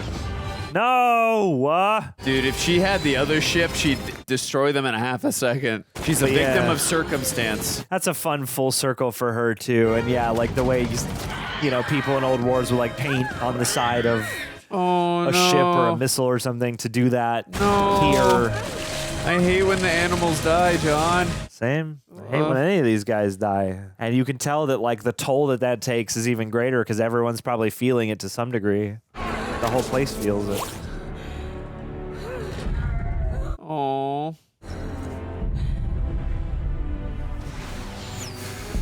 Woof. Yeah, Wowie. This is, and again, one of my favorite music cues. We heard this about 30, 40 minutes ago. It's the same one. Well, in this movie, it definitely has a PG-13-ness about it, but not too much. Like, it still feels like there's a toll being taken. There's not much blood or anything, but it still feels kind of like a war movie at times. Sute! Yeah, it sucks. And we as the audience really grew to love him, too. R.I.P. Yeah, he was a real one.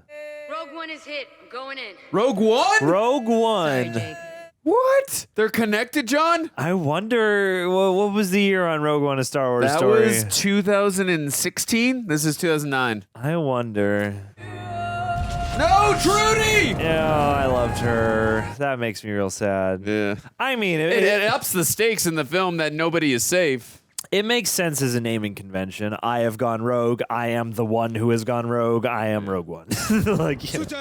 No, I think they're connected, John. Brother. Rogue One, you copy? No. Trudy! Get Trudy an Avatar. We can still get her body out, right? Here's hoping. No, Joel David Moore. At least this is not like the Matrix, where if you die there, you die in the real world. Dragon, we are starting our bomb run. Yeah, I'm like, what happens when they pull you out unceremoniously? Does that cook any corner of your mind? Arm number one! Number one arm! My Jake! My Jake! I read you. My Jake, yeah, that's right. I love that. Speaks like my love. Mi amor. Neytiri. She's dead. You're very close. There are many. Yeah, but this also speaks to like nature. When it's had enough, sometimes it fights back. Can't control nature, right, John? Yeah. Do not attack! Fall back now! Get out of there! No. I remember in the theater the first time, I was so worried for Neytiri after all the loss we had endured here. Yeah. And the fact she was going to fight, I was like, what is going to happen here? God, these shots of her, these close-ups especially, are insane. Just with a Cameron film, it's not always a guarantee the heroes are going to make it out, or the protagonist, rather. We got movement 200 meters. Woo! Uh-oh. Should have stuck with Daredevil, bro. The ends are coming. Hey, what hurt you? Yeah. I mean, everybody is connected here. They must all know. They must all somehow sense that. Hammerhead rhinos. Nice. I gotta get out of here. Yeah. Oh, damn, yeah. I almost thought Cameron would have gone with the Wilhelm scream there. Throat. Reinforcements! Such a beautiful See, line. stuff like that and like and the does... delivery of the line. It is rousing. Well, yeah, and you can tell Zoe Saldaña is like shredding her throat this movie. She always sounds like she's been bellowing for a while. Such a primal vocal performance, as well as the physical performance. Oh, yeah. Just throw him. Almost like a sci-fi monster film, although this time we're rooting for the monsters. Yeah. Because they're just defending their home. Now is not the time for this. We're on the same team right now. Yes. Yeah, over there. I wouldn't normally be doing this, but we need each other. Let's go, Joel David Moore. All escorts are down or falling back. He's had a nice arc, too, throughout the film. Valkyrie 1-6, this is Dragon. Press the target. Copy, pressing the target. Stand by to drop. 30 seconds. About accepting of others, growing out of jealousy and envy. Oh, nice. I like the superhero landing almost there. Yeah. Wow. Yeah. Nice. Guy with the jump, too, the slow-mo jump. Go, go, go.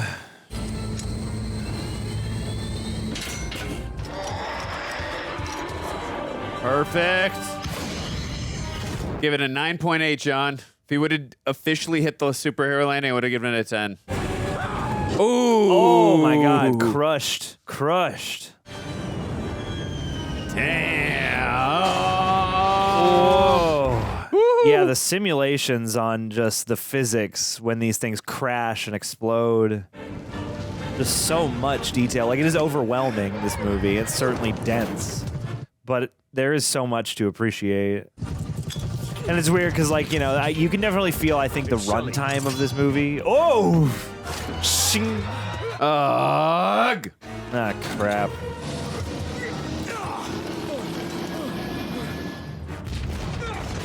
Yeah, there you go. Brace your arm! And I mean, you know, this third act is like so action heavy. Like, it is a little overwhelming. It does kind of liquefy your brain a little bit. Yeah, but but a lot of the other portion of the film was a slow build-up, so you don't mind it as much. Well, yeah, and it's like that necessary thing of like, well, this is the war, and it has to be substantial. It's like, you know, if this was only like a 10 or 15 minute passage and then the movie's done with, you know, it might not carry the same weight. Whoa! Like, a movie like this is fascinating because it's like, it is long and you can feel that, but there's so much that it's doing where you're like, I feel like a lot of the stuff that is included in here is kind of necessary. Yeah, for sure. Do you remember when she taught him how to fall with style like that and hit the trees and all that? Oh, sure. Now remember that that was going to come back like this. Yeah. Well, and James Cameron, too, has a good grip on that classic sort of, you know, like, oh, yeah, paying things off, tying little things around, you know, putting a button on this scene or that scene, or like a motif that we established earlier. And me as an audience member, I really pay attention to those little details. Oh, my God. Wow. Oh, really cool looking shot. Nick of time. Really, I love how you could see the fire blazing right as he was jumping out. Yeah, the physics of that It's are really still crazy. hitting at the back of the thing. He looks really happy. Just check in on him for a scowl. Punch in on that scowl. The scowl of a scown. Oh, yeah, and he's even got the little dragon on his barrel. I've never noticed that. See, it's this stuff where it's like you're looking at him, but you're also got this extreme angle up through the glass, and you he's can see got the shoulder of the machine. 3D really sells that stuff. Oh, yeah. And things like this. Yeah, things in mirrors. Rear view mirrors. Yes.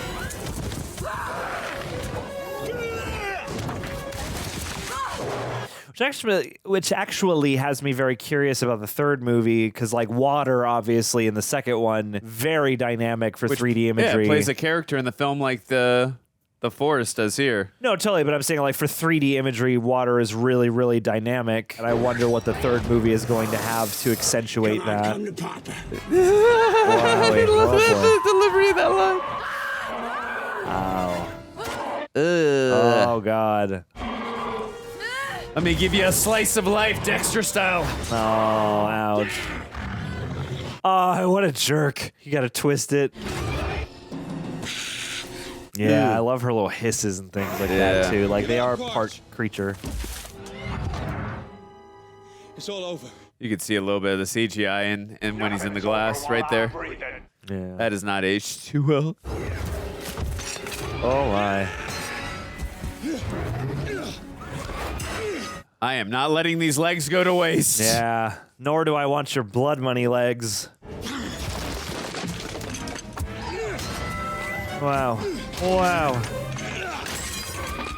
Sweet. Wow. Ah, that's right. I would have probably just left that in there, but I could also understand the apprehension of wanting to get hit by that. Uh-oh. Wow, and to use it as a weapon. Yeah, true. I just mean for air you want it, but I know he's he's probably got a mask in there, so he's good. That reminds me of the T-1000 with the truck where he slams off the glass in the windshield. Cameron's always got to have references to his own movies. How's it feel to betray your own race? This is my own race. Time to wake up. Oh no, he's gonna go wake up your body. You gotta get them to complete the transfer. I like that it has that little like car alarm siren. Yeah. Wow, you just missed. Missed it by that much. Yes, I would agree with that, Steve Carell. Oh yeah, the heat. The heat is on. It's like heat haze. It's like the air almost moves and appears like gas. Oh no, he's going in and out of his connection. Yeah. Well, it adds obstacles in the climax here. Yeah, totally. Oh, come on, Neytiri. Use your mother with baby trapped in car adrenaline. Oh. Yeah, got right at the seatbelt. Yeah. That music cue. Woo! Damn, look at how big that arrow is. That's what I'm saying, is because they're so big by comparison, the arrows come across like spears. Yeah. Ooh, nice POV on that. Yeah, that's a good call by you. You gotta feel 10 times more powerful than a normal arrow. I remember the whole theater erupted. It. Later, dude. He was an asshole, that guy.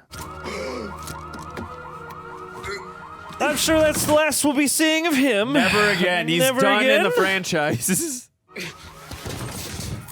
Oh no, Jake Sully. My Jake! Get him to the Tree of Souls. Upload his mind. Jake. Oh. The music really represents their bond. Oh, nice POV on that. Yeah. Would have been a great 3D shot too, I bet. Make it feel like she's smacking the screen. My Jake. My Jake? I see you. Oh, my Jake. Oh, my Jake. This is her giving him a door to be on. See that, Kate Winslet? That beautiful paint on her face. Yeah, really is. Aww. Yeah, I love the scale of that. Yeah, look how much bigger and taller than him she is. But her it's still so cradling him. adorable. I see you. Oh. See, it's these moments that definitely do give me that emotional I told pang. you, whatever you feel about the story, and you can make the argument it's not very original, but the emotional beats really do hit. The emotionality overall is very saturated, yeah. Get the hell out and stay aliens out. went back to their dying world. The aliens went back to their dying world. Yeah. Only a few were chosen to stay. A few good apples. So long, Ribisi. And he was promoted when he got back to Earth. The time of great sorrow was ending. Yeah, we got sequels. The Rook Makto was no longer needed. Yeah, we got at least 6 more of these. Although I think James Cameron might do something else after part 3 for a minute. Oh, is that what he really said? Well, are you actually... I'll have to check, but I think there's at least been the possibility of that. Oh, I... Either way, I'm not going to be coming back to this place. Yeah. It's almost like new again. Well, I guess I better go. 8/24. And that is the day my father passed away. It's my birthday after all. Of course. Damn. His birthday's the day my dad passes. Into the Tree of Souls. We're going to complete the connection this time. Yes. Oh, boy. Yeah, this stuff was some of the stuff that stuck with me the most the first time watching this. Was just like, yeah, these beautiful, tribal, you know, communal, spiritual sequences. Yeah, the difference between him and like Grace in this moment, his body's not weakened from the wounds, only weakened in the legs, but strength in the heart, John. May you be reborn. Through fire and ash he shall be reborn, through Ewa, like a phoenix. Yeah. He's alive! There you go. Avatar. They refined the papyrus on this title a little bit. I'm surprised. I forgot that they cast it in green that way, too. I've heard of that name before. Written and directed by James Cameron. Look at that. I forgot. Did John A Land... 20th Century Fox presentation. Let me see right now what that movie was called. Is John Lando still alive? I can't remember. I'm not sure. Oh, yeah, and we get a nice... I always like when a movie gives you a tonal... John Lando passed away last year, July 5th. R.I.P. Yeah, he produced... Oh, James Cameron is a credited editor on this. Oh. Joe Lettieri on some of the effects. I know that. I've heard that name before. Goodness gracious. Music by James Horner. That's your boy. He's my boy. I miss him. Oh, I want to see what that movie's called first. I do love when a movie gives you the credits with some kind of, I don't know, music just sort beat of at the end?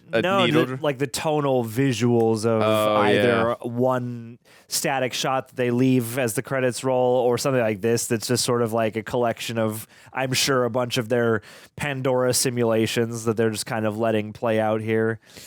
Okay, so I got Laz Alonso. So I got the name wrong. It was not Oliver Twist. It was called Tall Tale.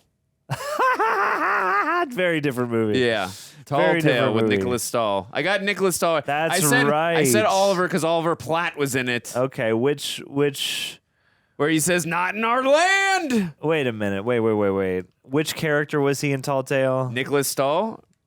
The person in this movie that you were referencing. No, the guy said something like, in our land or something, and I said, not in our land!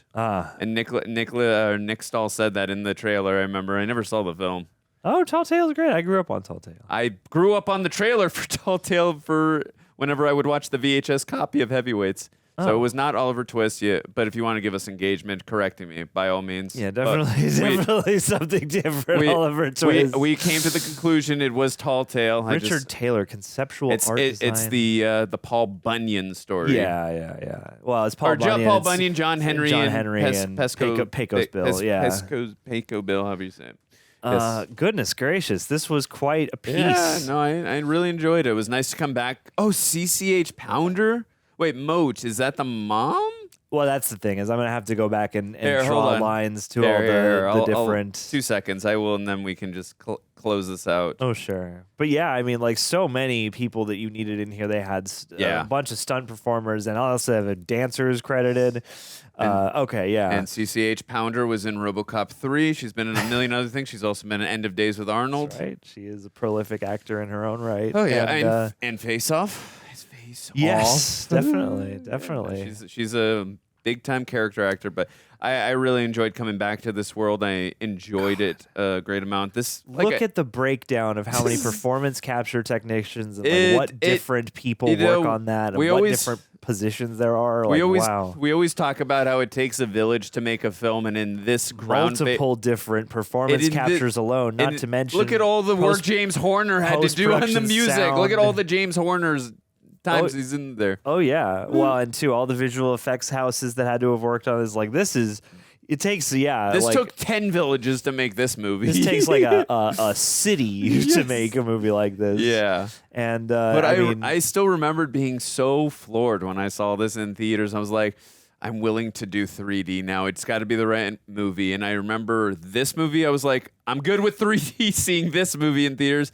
And when it came to Toy Story 3 in 2010 was the year later after this, I'm like, this is what I'm okay with 3D too. There's certain particular films you can tell that they shot it in 3D, and I appreciate that. When it's like aside, there's other movies where they did not particularly shoot it in 3D, and it's more of a gimmick, and they're just trying to get your conversions are hard. And, and I get it. This is a business, but I'm not happy when I have to wear those goggles or those glasses rather for nothing, and it seems doesn't like feel immersive. 3D is a cool technology. Yeah, and it is. Seems like I like it when it's done right. And I'm sure James Cameron would agree that it's like when you're gonna use it, you should probably know that you're gonna use it so that you can make it look as good as it can look. And obviously, that's what they did with this movie. And actually, it's interesting to me because I think they may have shot this in actual 3D versus doing some kind of post.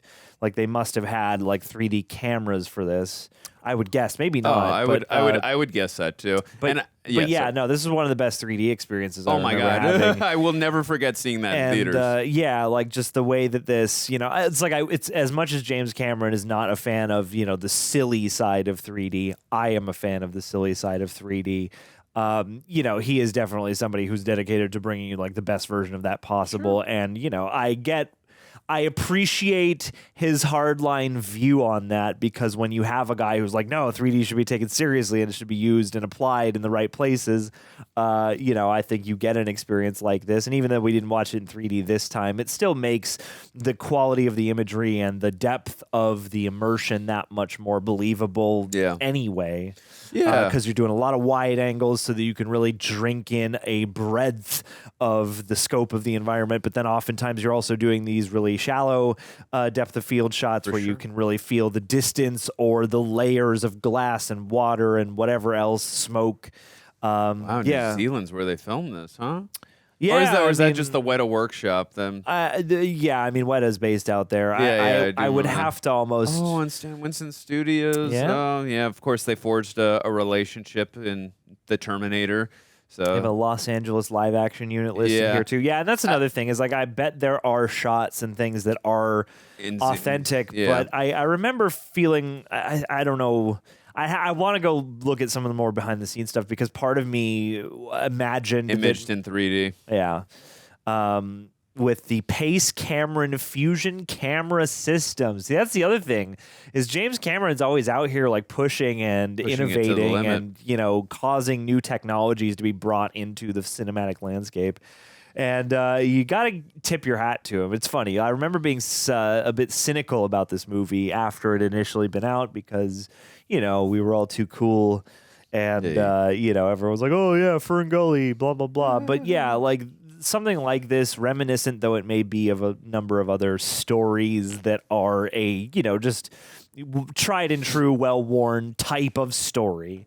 This really does ooze a lot of care and a lot of craftsmanship and a lot of earnest commitment to what is happening here. And I do appreciate the swing of this because on the one hand, you're like, James Cameron is making these extraordinarily expensive and innovative fantasy sci-fi movies with these crazy looking blue people and stuff. And there's like so much you can clown on. And yet, the undertaking and the just, what all of that effort has begat here is something that is, very transportive and very sweeping and very immersive, even though the story is somewhat simple in the positioning of protagonists and antagonists, good guys and bad guys. There is a lot of black and whiteness here. Mm-hmm. But as a, immersion into this world, as a primer for a place that James Cameron wants to spend a lot of time in down the line, this is actually, I thought, about a nice, strong setup. And it sets the tone for these constantly being these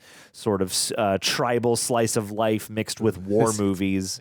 But yeah, I mean, especially sharing it in this environment, like I said, it's a movie you can feel the runtime of. But I do think that a lot of what we spend the time on makes sense, and if you want to be transported, it's worth spending that time. So I think Way of Water, as I remember it, improves upon the writing, the story flourishes, the plotting specifically. But yeah, this was really nice in terms of just all the departments showing up. There's a lot of great movie magic in terms of, like, I'm not sure where a real image might end and all of the CGI might begin.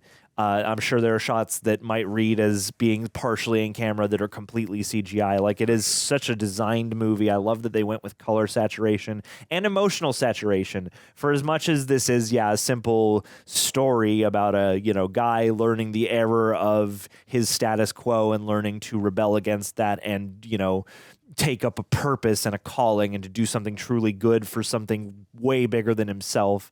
I feel like everybody still really brought a lot of, just care and craft to that. So even if that's a tried and true thing, and even if you know where the story is going to go, I think that's kind of the only thing that hurts it at times. Is you're sort of like, okay, there are things I know we have to do before we can wrap this up. And thus, if you're with it, then it's going to be not that big of a deal to continue watching this battle sequence or whatever transitional moment. If it's not working for you, that stuff's going to get tedious. So it's like, I get why people might not all love this movie, and I get why it might not be a movie you could just throw on all the time. But I do think that, it's cool to see James Cameron, who has come up with some of our most beloved pop culture stuff and stuff that is aged constantly, and stuff that is like overtly like cool in a lot of respects. This is neat because this is a bit fantastical, and again, it's colorful and it's spiritual and it's about beauty and community, what we fight for, and our deeper spiritual connection to the land and the provision of the circle of life and all things. Like, that's not all like cool shit. You're fighting against the people with the cool shit in this movie, and yet it's kind of beautiful that this puts as much as it does into just the beauty and the awe of taking in the lush environment and the majesty of the creatures and the truly spiritual bond that all these Na'vi have with each other. And I think that's one of the strongest elements I walked away with from my first viewing that has bolstered this in every viewing I've had since, which is like, that commitment to the spiritual tone and the tone of, like true community is really beautiful. Agreed. He's definitely come out with some of the most beloved things in pop culture. I mean, Piranha 2 is one of my favorite films, so I would definitely agree with you there. Definitely one of the all-timers. Yeah, I mean, look, Aliens, Terminator 2, Judgment Day, True Lies, Titanic, the list goes on. I mean, James Cameron is one of the greatest directors we've ever had in Hollywood. So also, I would also say that, I mean, Avatar is groundbreaking for its time in 2009. I would say The Abyss was in 1989. I would say Terminator 2, Judgment Day, with what he was able to do with the T-1000, blending CGI with practical effects. He's always pushing the boundaries for sure, and I really appreciate that. And creating new tech. And doing it at a time where it's like people are telling him, you can't do this, and he's like, F off. I'm gonna use my brain and figure out a way. Oh, you're giving me a $7 million budget for the Terminator? This is just a B sci-fi horror movie that you don't even really care about with the studio with Hemsdale and Orion?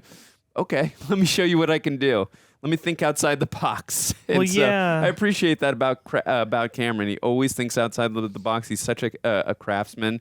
And he's so dedicated to his work. Whether you love his films or not, I appreciate an ambitious filmmaker who loves what he does. Something like this, I feel like as cynical as you want to be about it, because I know some people are, and that's fine. But like, I think you're allowed to have your opinion. The thing about something like this that I think is part of the key to why it's resonated with so many people is you could just tell how much James Cameron is amped about this, loves this, and wants to put his all into this. And I do appreciate Robert Rodriguez was doing a round of interviews not long ago at the launch of his new studio, and he mentioned frequently James Cameron as being one of those guys who's both an artist and a technician, and a lot of people are maybe one or the other, and you can have amalgamations of both, but like James Cameron is like truly both. A guy who's like, I've got this crazy idea I imagined up, and also now I need to come up with a way that we can actually capture that and fill in some kind of blank that we've never filled before in order to make that a reality. And I do appreciate, it's like not everybody can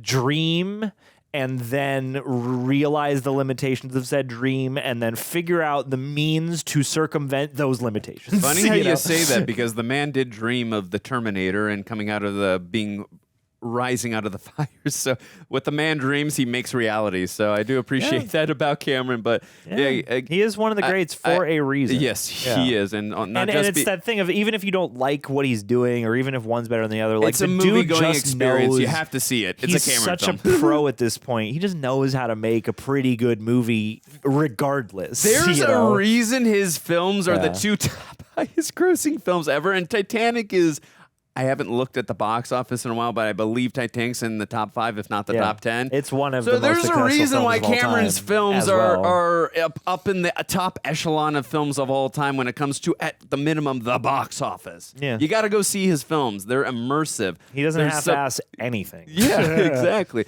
But for a man who was literally basically homeless and was a truck driver, and to come, it's a very underdog type of story, and for him to fight his way through and to be on top of where he is now, being one of our most prominent, influential, and long-serving voices in cinema is wild. And I will tell you this before we sign off here. I used to listen to directors' commentaries for all the films I watched back in the day when I was watching Blu-rays before I switched over to streaming. I still watch some of my DVDs and Blu-rays. I still have over 1,000 of them. Absolutely. James Cameron was probably in the top 3 of my favorite. I love listening to Sam Raimi. James Cameron was one of them. I would say Spielberg was another. Rob Zombie. His commentaries are very I need to listen. I know Right. Ben Affleck was another one I really adored listening to, because he just did not give an F, and he would tell you what's on his mind. And I actually appreciate people who are direct, honestly. I'm not being facetious.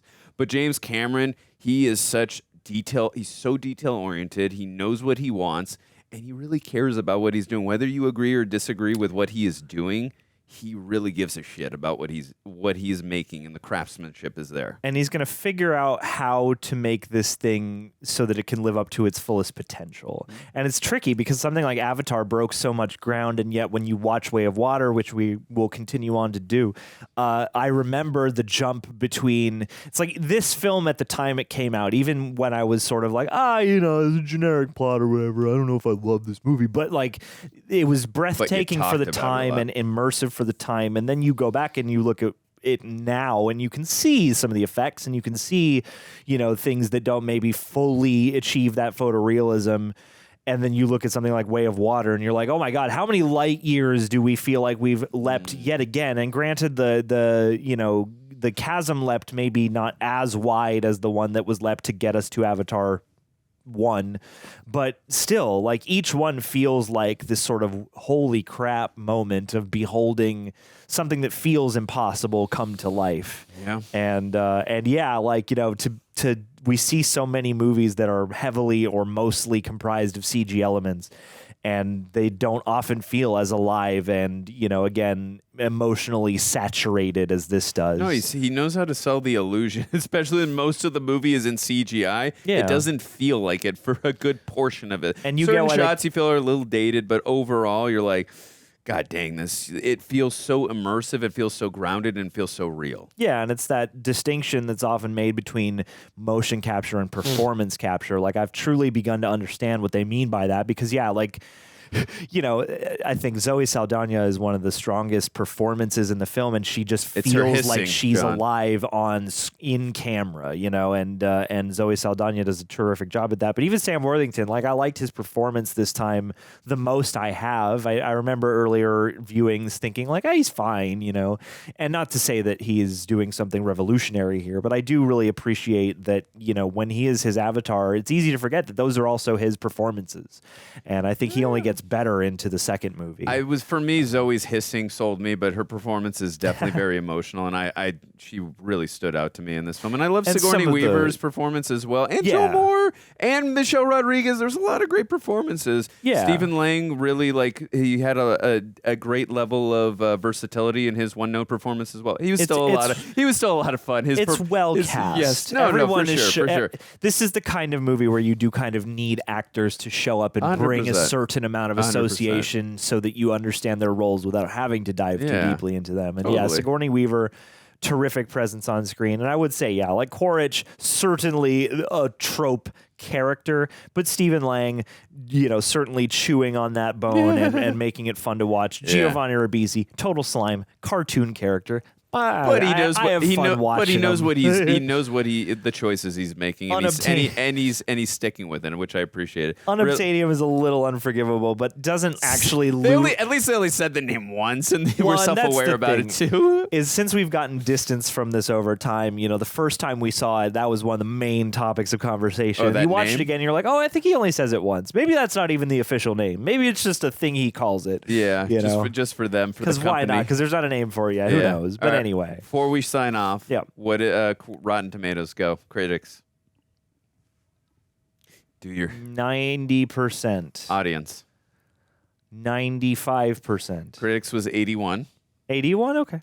Audience was 82. Oh, interesting. Very fun. I expected audiences to be higher authentically, and I expected critics to be higher because of the high of new Cameron movie opening week. And I said earlier 10% to Matt Damon was offered at the box office, correct? Yes. According to Google, 10% of the film's profits was offered to Matt Damon. That means Matt Damon would have made $250 million just for Avatar 1. That means for Avatar 2, he would have made... he could have renegotiated, but I imagine he would have around the same deal. Sure. So he could have gotten another $250 million. Yeah. The guy's not hurting for money, not hurting for roles. He's still working like crazy. He's still making a crap ton more money than you, me, and all of us combined would make in 50 a lifetime. So, but that's still $250 million. I love that this thing says Damon was committed to filming another Bourne movie at the time and could not leave his friends in the project. Oh, I thought it said he couldn't cast his friends in the project, like he wanted to cast his friends in Avatar. Oh, that I did my not bad. hear. Never mind.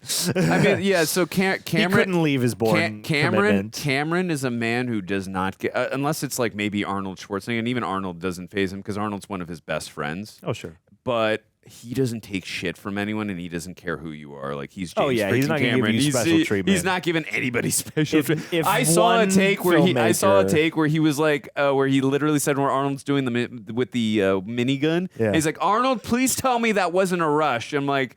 He's like talking to Arnold Schwarzenegger. Like, he doesn't care. Yeah. I appreciate that, he though. Ain't He's precious. He ain't going to coddle you. Yeah, exactly. But still, dude, I enjoyed this. This was a lot of fun. I'm excited. I didn't remember that this was 3 hours and 16 minutes for The Way of Water, but I've only seen it one time in theaters with my dad, God rest his beautiful soul, and my brother, and I remember enjoying it. So I'm excited to go back to The Way of Water. I am too. John and I will be bringing our sunscreen and our bathing suits. I remember, thinking that, this was better in revisiting, and I certainly feel that way right now, but I do remember when Way of Water came out being like, oh yeah, this is like all those wonder of Avatar, but with better storytelling and characterization. And some absolutely breathtaking shots. Cannot wait to jump into those. We're going to bring our Ray-Bans. That's right. For Trudy. R.I.P. Trudy was a real one. Grace was a real one. We lost a lot of good ones along the way. At least we get Sigourney back. But we do get some people back next time, and I'm very excited to explore that and see what Fire and Ash has coming our way. But anyhow, leave us your thoughts on Avatar, gang, and we will catch you next time. Much love, and don't be a scown out there.